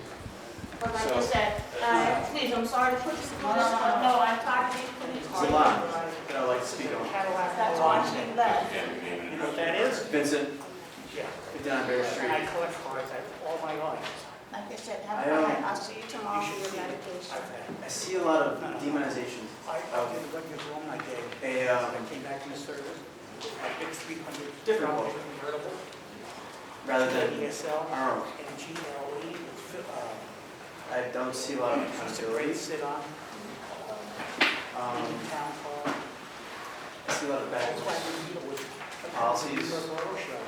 and legislation. I need accountability for the Puerto Rican people. We've had a tax haven on our land for a while, but Like, it's not existing. Can you speak up, sir? We're having trouble hearing you back here. The tax haven of the Anglo-Saxon on Puerto Rican land is no more. And now it is here in New Jersey. And I would not like to see any more tax breaks for anyone who are choosing to profitize. Walter, can you shut the door? Or choose to negligently throw another culture under the bus. I don't wish for any more war, any more money, whatever, any of this. I want tithe. The tithe that the Christian man brought here. Christian man this, Christian man that, whatever. I see a lot of legislation catering to the Christian man and the state separation. There's no real separation between church and state. It's called a 105(3)(c) nonprofit. It's probably what Catholic Charities is. See a lot of these things being tossed around and people throwing blame and people just being like, oh, we don't want it. We don't want it. Someone has to take responsibility. There needs to be accountability, responsibility, thoughtfulness, care, and representation. All these things. I don't even know if they have the same meaning, but for the indigenous people of America, no matter where they come from, because at this point we come from around the world, we are all here.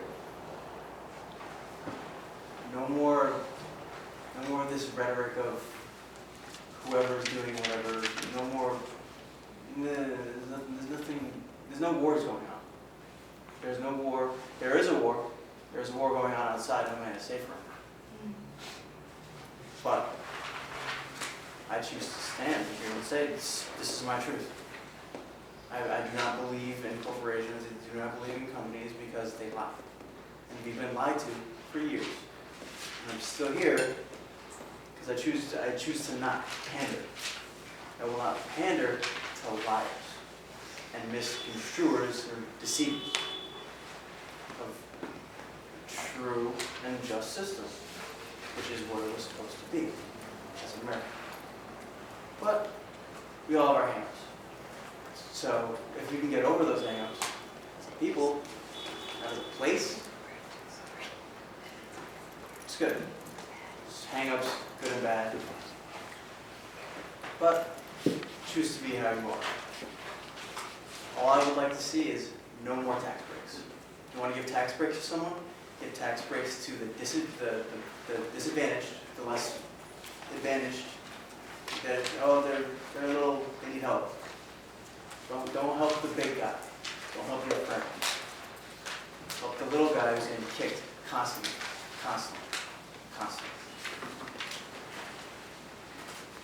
I'm in this position because I am in this position. I had to sacrifice a lot to know what I know today.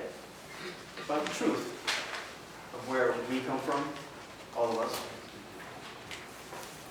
Our ideologies. The truth. It's a hard truth. But it should still be taught in schools today. It should still be taught online. It should still be taught. Because it will not breed any more deceit. It will only breed progress. And we're seeing a slowing of that in the education and stuff with all the kids going like art school and stuff. I don't like that. But knowledge is power. Thank you. Thank you.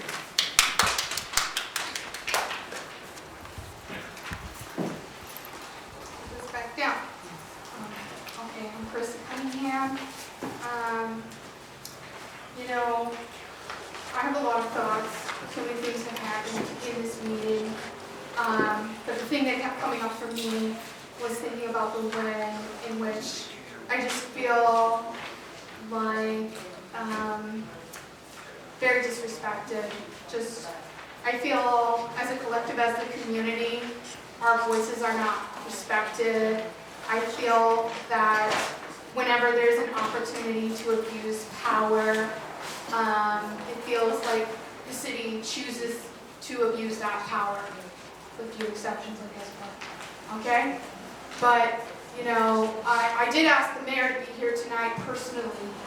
I sent him a letter, okay, and I let him know that I wanted him to come.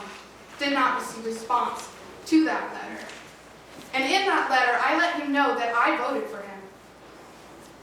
I voted for him over Mr. Credible. And I said to him, do not make me regret that choice. Because let me tell you right now, I'm regretting it. I'm regretting it. You all are all members of the Democratic Party. You are all on the same page. You all decide things with consensus, with the mayor, without involving us in that discussion. It's sad. It's pathetic, really. And this is exactly, this kind of stuff from the Democratic Party is exactly why Donald Trump is President of the United States. So all of you want to talk about how worried, how scared you are of the Democratic Party. You're failing the people right here in your own town. So step up. Take this opportunity. Take it. You want a career in politics? I don't want a career in politics. But here I am. Because you guys are not doing what you're supposed to be doing. If everything was going smoothly, the public wouldn't feel the need to get down here. But we feel the need to get down here. We feel the need to talk to all of you. And in that, we're getting slaps in the face. We contributed to how we feel about the ordinances, and not a single one of you took that into consideration. Not a single one. That is pathetic. Pathetic and sad. And it is not democracy. And I think you know that, because all of you went to school. Right? All of you are educated people. That's not democracy. Democracy includes the people. Demo, people. It's in the name. When we talk about Code Blue, we the people have been telling you the conditions are bad. When we the people say the Warming Center is cold, you guys say, no, it's not cold. Even though we have the lived experience of the cold. Listen to us. Because you're going to have to when it comes November. Thank you.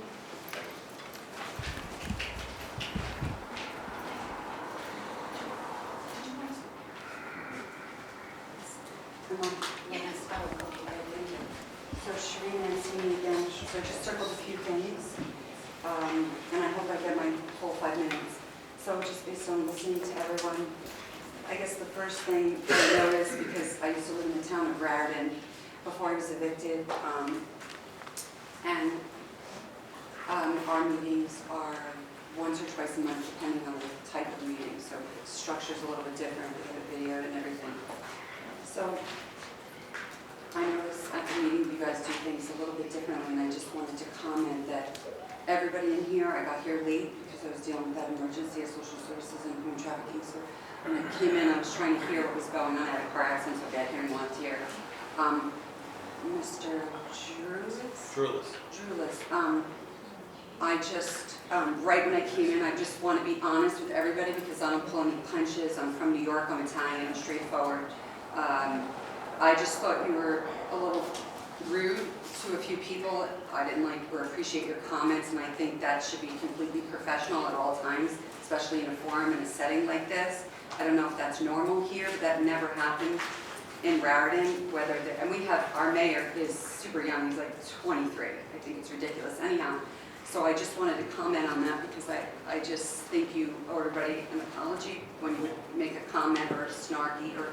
And the other thing I noticed that you don't answer anyone's questions when they come up here. Do you guys know that you have a 73-year-old woman that's in your county? I can tell you everything about her, and I'm going to met her today. Here we go. She just called me. Shirley Bouceron McDowell, 73 years old, resident of New Brunswick. She is not housed. why in social services has she not been housed? She's on Social Security, she's anemic, she's been hospitalized, IV iron pills, not placed today. I told her what to do. She did what I said with her grandson, and they said, we'll call you. That was the answer. She's at that warming center right now. I wanted her to be at the meeting, but I couldn't fit her in my car, and I knew I was coming late. She's on medicines like gabapentin. She's got stage 4 kidney failure, type 2 diabetes, insulin injection, high blood pressure. She doesn't sleep. She was going to do dialysis. She was afraid to do dialysis. They told her to do it when she lived in North Falls, Virginia, because it would save her life because she's got a younger grandson. Do any of you know this woman? Yes, no? Or you guys don't answer questions here? Not public comment usually. Okay, so that's not typical? You never answer questions, people just speak? At public comment. Oh, okay, no, I'm just curious because I didn't hear any answers, maybe just once or twice, so I just want to know what the forum has when I come to the next one. So if I ask you a question, you guys you're not obliged to answer, or? Correct. And is At that? the public comment section. Oh, but the other one. Yeah, ordinances, resolutions, specific. Okay. Okay, great. So I was just wondering, what's the process here? Is social services different in Middlesex County as it is in Somerset County? Because she would be placed whether she was on Social Security or not, no matter what age she was. And they're code blue, and she wouldn't be put in a warming center. She would have been put in a shelter automatically. She wouldn't be on the streets. I'm just curious what the process is here. It's different in every county? Is that how it goes? Usually. Okay. Yeah, I have too much to say, and I'm too annoyed and aggravated, so I'm going to end early and probably go to the hospital, so thank you. But just to be clear, New Brunswick doesn't operate the county social services, that's county.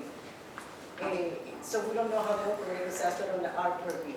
It's a different, that's the Middlesex County Board of Social Services, so it's a different totally entity, not us. So that's totally different than this Yes. one? We're the municipal, They're the county, yes. Oh, okay, I guess because my town, Raritan, is so tiny, it's different there. Yeah, it's different. We're like, this I time. just wanted to be clear. Okay, thank you, no, I appreciate you letting me know that, thank you.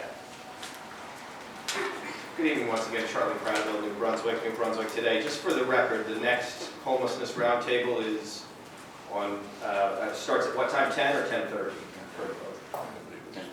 10:30. February 26th at 10:30 in these chambers. Got it. Okay. Well, I know that's a hard time for a lot of people to make it to a government meeting, so I hope you'll allow folks to continue to comment at these meetings too. Also, this microphone is almost useless. I'm going to project my voice, but you've got to upgrade your technology. Most city councils have a proper audio setup where every speaker has their own microphone and you have proper amplification. Some councils have Zoom. Our Board of Ed translates live into Spanish for folks who prefer Spanish. These are all things that should have happened by now. I'll ask about the joint insurance fund. So I'm still trying to figure out what happened to the Middlesex County Municipal Joint Insurance Fund. Mr. Karen from the New Brunswick Parking Authority told me that it was, quote, dissolved. Was he correct?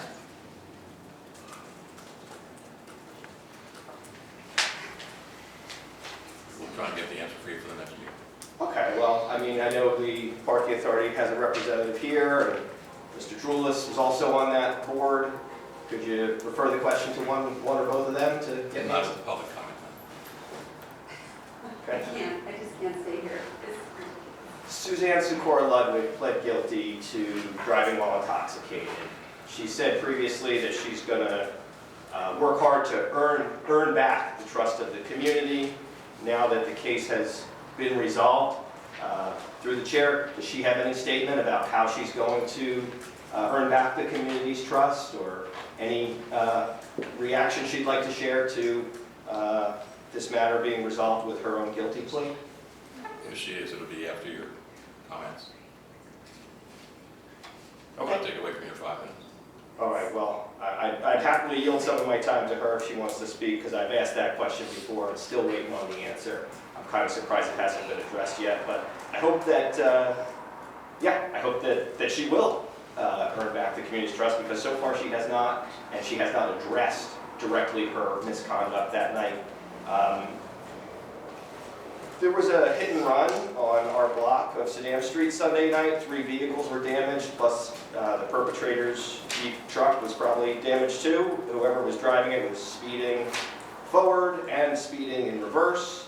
Badly damaged 2 parked cars, knocking one of them onto the sidewalk, and then rear-ended an occupied vehicle, injuring one of the occupants. Has the hit and run driver been identified or arrested? Have charges been filed? Can you ask the police? Not at this time, but we'll check into it. Why not? Because it's a public comment problem. You know that. Mr. Anderson. That's what we've been doing. No, it's not. I've got lots of videos of me asking questions here and you referring them to people to get answers. Is that not what's happened in the past? Resolutions, ordinances, yes. And general public comment. Don't Not pretend like you necessarily. haven't done it in the past. Not Don't pretend Well, something is that something is don't pretend something is true when it's not true. You've answered questions before. I think you're just losing your patience and you don't want to answer the questions now, or you say like you don't want to cut into my 5 minutes. I'll yield. Can the police tell us if they've solved the crime, the hit and run on my block? Not at this time. Well, I think that's a shame. And I think it's a real shame that our police have become nothing more than documenters, where they show up, they collect evidence, they talk to people, and they just write a report and move on. And if they really wanted to solve this and identify the reckless driver who injured someone and damaged 3 vehicles besides their own, they would have made a post using the existing communications channels that the police and the city has access to, and they would have shown a picture of the car and said, we're looking for this messed up Jeep truck. If you see it, let us know so we can bring the perpetrator to justice. Why didn't the police do that in any of the recent hit and runs?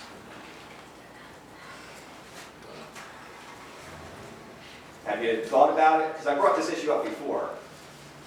Why? Do you care? Obviously, we all care. Okay. I know you live on my street. You live very close. Can we find out about that? I mean, I don't want somebody else to get hurt. Find out by the next week. Okay, how about this? Who's investigating it? Because I have a video of the Jeep truck from a neighbor's surveillance camera. Who's investigating it so that I can get them the evidence? Can you ask the police that so I can assist? They'll come to your opinion. They'll come to me. You won't even tell me who's investigating? I don't know. For the record, Captain Hoover's in the back. You can ask him right now. What's that? You can talk to him after the meeting. And I will. But for the record, Time is up. the council used to answer questions, and you're choosing not to answer them tonight for me, for whatever reason. And I don't appreciate that. I appreciate when you do have dialogue, and when you do answer questions, I appreciate everyone who serves the community and comes to these meetings and addresses questions from the public. That's how it should work. Thank you. Hello, April Nicholas, 143 Sedan Street, New Brunswick.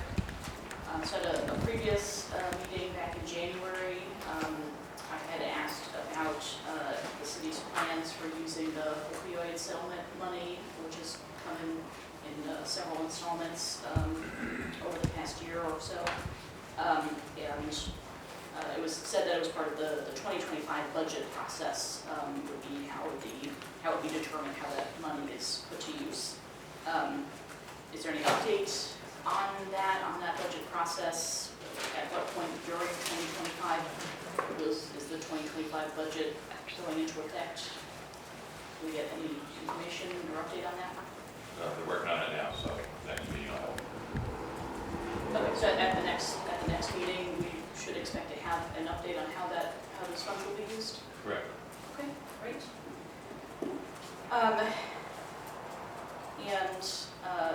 I'm curious, has the city received any reports of water quality issues this month? I know for myself personally, at my home, I've noticed some cloudiness and turbidity in the water and the different than normal taste. I'm curious if that is something that the water utility has gotten reports of already. Find out. Is the water utility representative here tonight?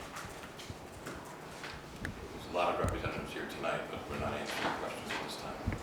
Okay, well, for myself and for anyone else who maybe is having the same problem that I'm having, could you point it out for the benefit of the public, so at least we can talk to them later. Water department people are in the back. They're all with us. Okay? Hello. Thank you. Give a little wave, and hopefully if there's anyone else in the public who's having these same issues, then they can speak to it as well. I want to echo the concerns that were voiced by the previous speaker about the hit and runs. I know it's come up many times in these meetings about various aspects of road safety, from pedestrian safety to cyclist safety to the issue of car crashes and hit and run drivers.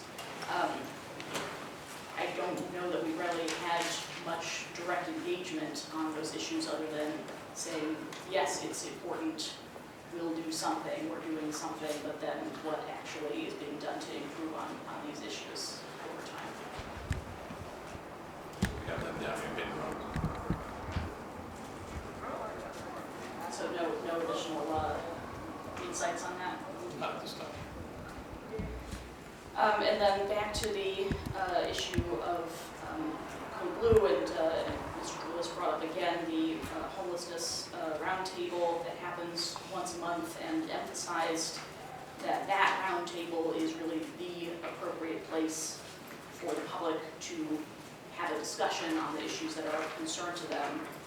I know at the most recent roundtable, the public was able to attend, but not directly participate in the discussion. They were just told to write down questions on a piece of paper and submit it for follow-up after the meeting, but not directly participate in the ongoing conversation. So was that abnormal? Is it normally going to be the case that the public can participate in the discussion? And if the public can't participate in that discussion, in what forum can the public participate in a discussion on their concerns around homelessness in our city?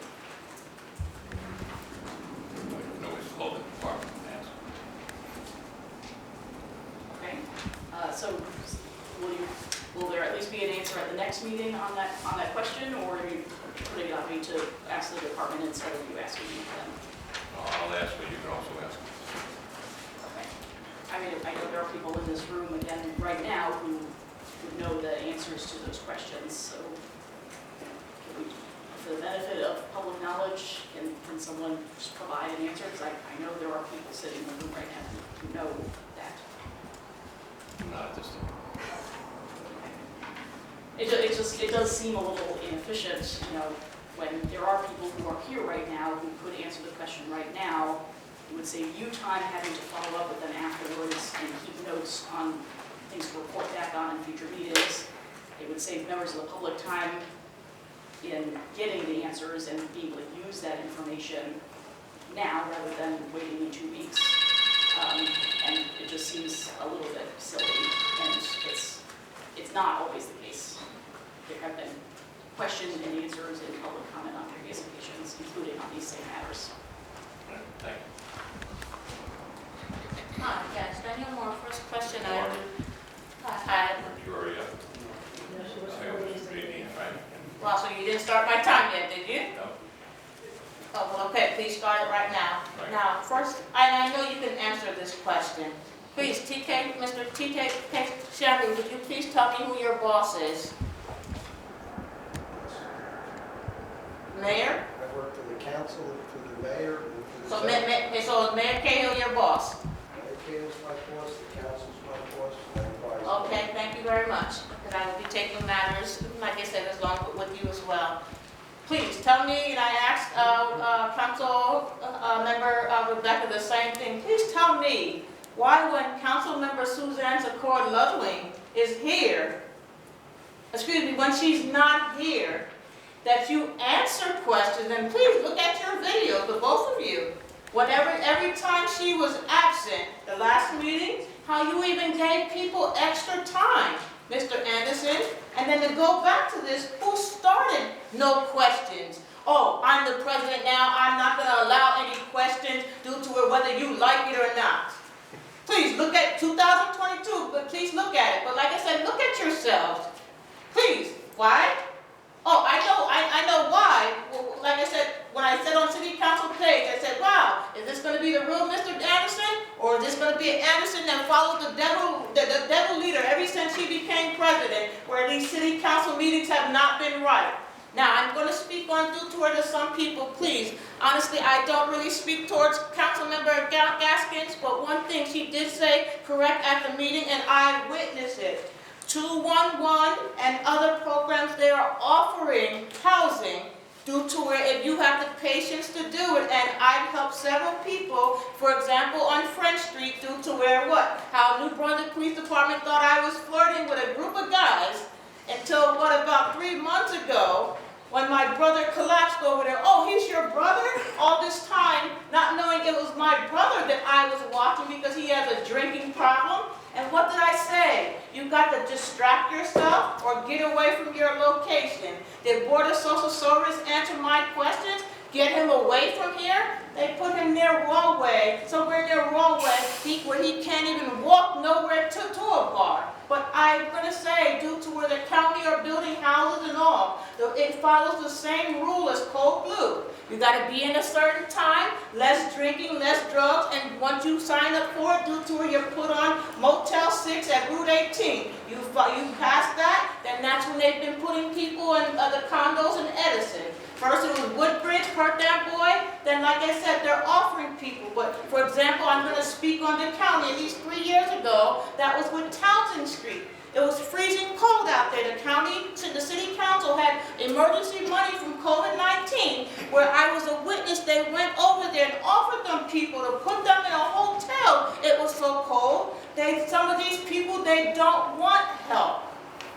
So like I said, it's not with every group that you see due to where, because some people don't want to follow the rules. But I haven't been able to get out and help it as much due to where my pain. But I know, like I said, I just help, like I said, 3 people. Then I tell you sometimes if you go towards a program, you'll get assistance quicker. Then also mental status, you get a program quicker than waiting on a homeless list. But now, getting back to, I will be bringing the pictures back in here. I had to take care of the matters with Mr. Dean, and I'm sorry that I had to bring him in here, but I'm tired of damn New Brunswick Police Department damn following me. I really am. And I say, oh, you devils, may the Lord let you have your damn day in rotten hell. Because like I said, I'm not no criminal. What? I can't do as much? What? I try to help whatever. I used to walk 7 days a week. What? I can only really come out 1 day a week. What? I bought over 100 packs of hand warmers to help people when I do come out. Please. Like I said, as I'm helping someone else, I'm helping myself. But like I said, we get to the bottom of it due to where, oh, yes, all the evidence. I'm glad New Brunswick Police and the court due to where they made Talisha Robinson the victim. Oh, thank you. You think every time you think that you're hurting me, you're proving a damn point to me. I don't really need no lawyer. The lawyer's not doing any work for me. But like I said, you will see it. And like I said, there's karma starting on all of them already. Corey Jackson Skinner. Oh, saying I was arrested again over there. Wow. When he laughed at me when my mom had 4-stage cancer. Wow, what the hell does he have now? He's sick, he lost his damn job. What, he had lost his apartment? Oh, what ticket? We see him riding a damn medical chair? Like I said, every evil eye to me has their damn day. Why? You want to make me out of a bad person? Oh, I told you before, I'm very dangerous. As long as I got the man above on my damn side. Because like I said, due to where do I do it?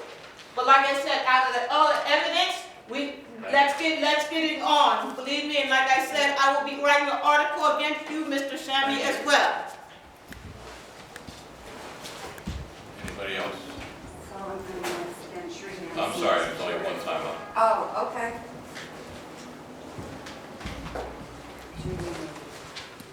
Hi, Council. My name is Alex Vargas. So I have a few logistical questions. Is this made available to the public before the meeting starts? This is the agenda. The agenda. When is the agenda made available to the public? Right on time. Friday after 3 p.m. It's posted on our website. Okay, so. And then it's available again Wednesday for the council meeting, Okay, printed yeah. out. Because I recall a previous meeting, Councilmember Ludwig was reading some figures about the new Helix building.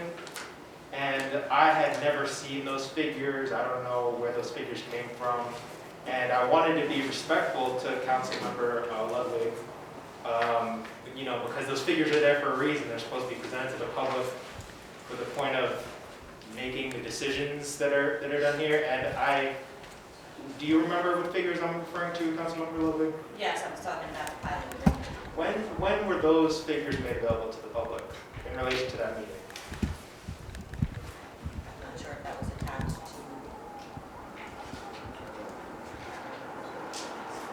Yeah, because I'm trying to, you know, give grace to the council member, to the council as a whole, but it's like, I don't think it's realistic to expect that the public would be able to make a decision about something like that after being read a list of figures in a sequence like that. So, I mean, I really want to be able to, you know, engage honestly in this situation, but it's like, as the more time has passed since then, it just seems more and more ridiculous that we were able to so easily give away a 20-year tax break. Like I said, we're bringing in these billion-dollar companies and they're paying no taxes. So for 20 years, they could be paying no taxes. Their employees are coming in, using our infrastructure for free. They're putting wear on our infrastructure. They're not living in the city. You disagree, Council President? They are paying some taxes. That's why it's a pilot program. It's a payment in lieu of taxes. It's a payment in lieu of taxes. What percentage of the taxes that they would have paid are they paying? That I'm not sure. Well, that's very consequential, I would think. You know, that should be made available to the public in the instance that they're supposed to be making these types of decisions. So I think that, you know, the council is doing a very hard and, you know, effortful job, but I think, once again, in the interest of honesty and transparency, that we could be doing a lot better. And I want to challenge the council to do better rather than tell you that you're, you know, rather than to drag you down. I think, you know, let's have more transparency. Let's be honest about what the public needs to know to make informed decisions about what happens in the city.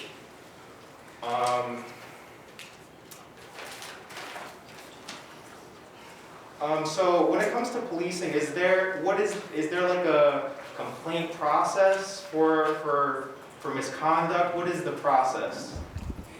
Go to the New Brunswick Police Department, they'll tell you that they have internal affairs. So there's a complaint process that the police department handles themselves? You can also make a complaint to the New Jersey Attorney General.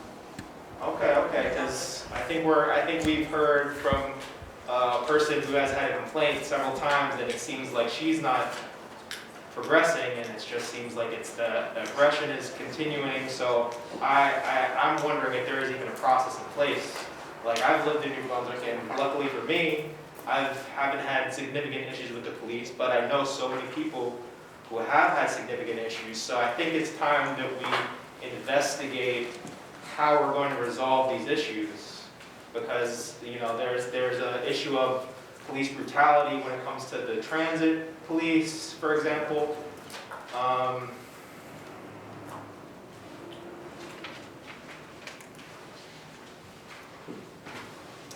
yeah, and I just wanted to kind of bring up the fact that the previous location for the Code Blue was no longer going to be in use. Is it going to be used for something else going forward?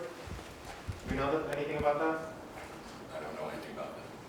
Okay, so I think that potentially a next step could be reintegrating the previous location so that we can increase the capacity to the need. So I just want to kind of place that in the idea well, you know, if someone wants to follow up with that. Thank you very much.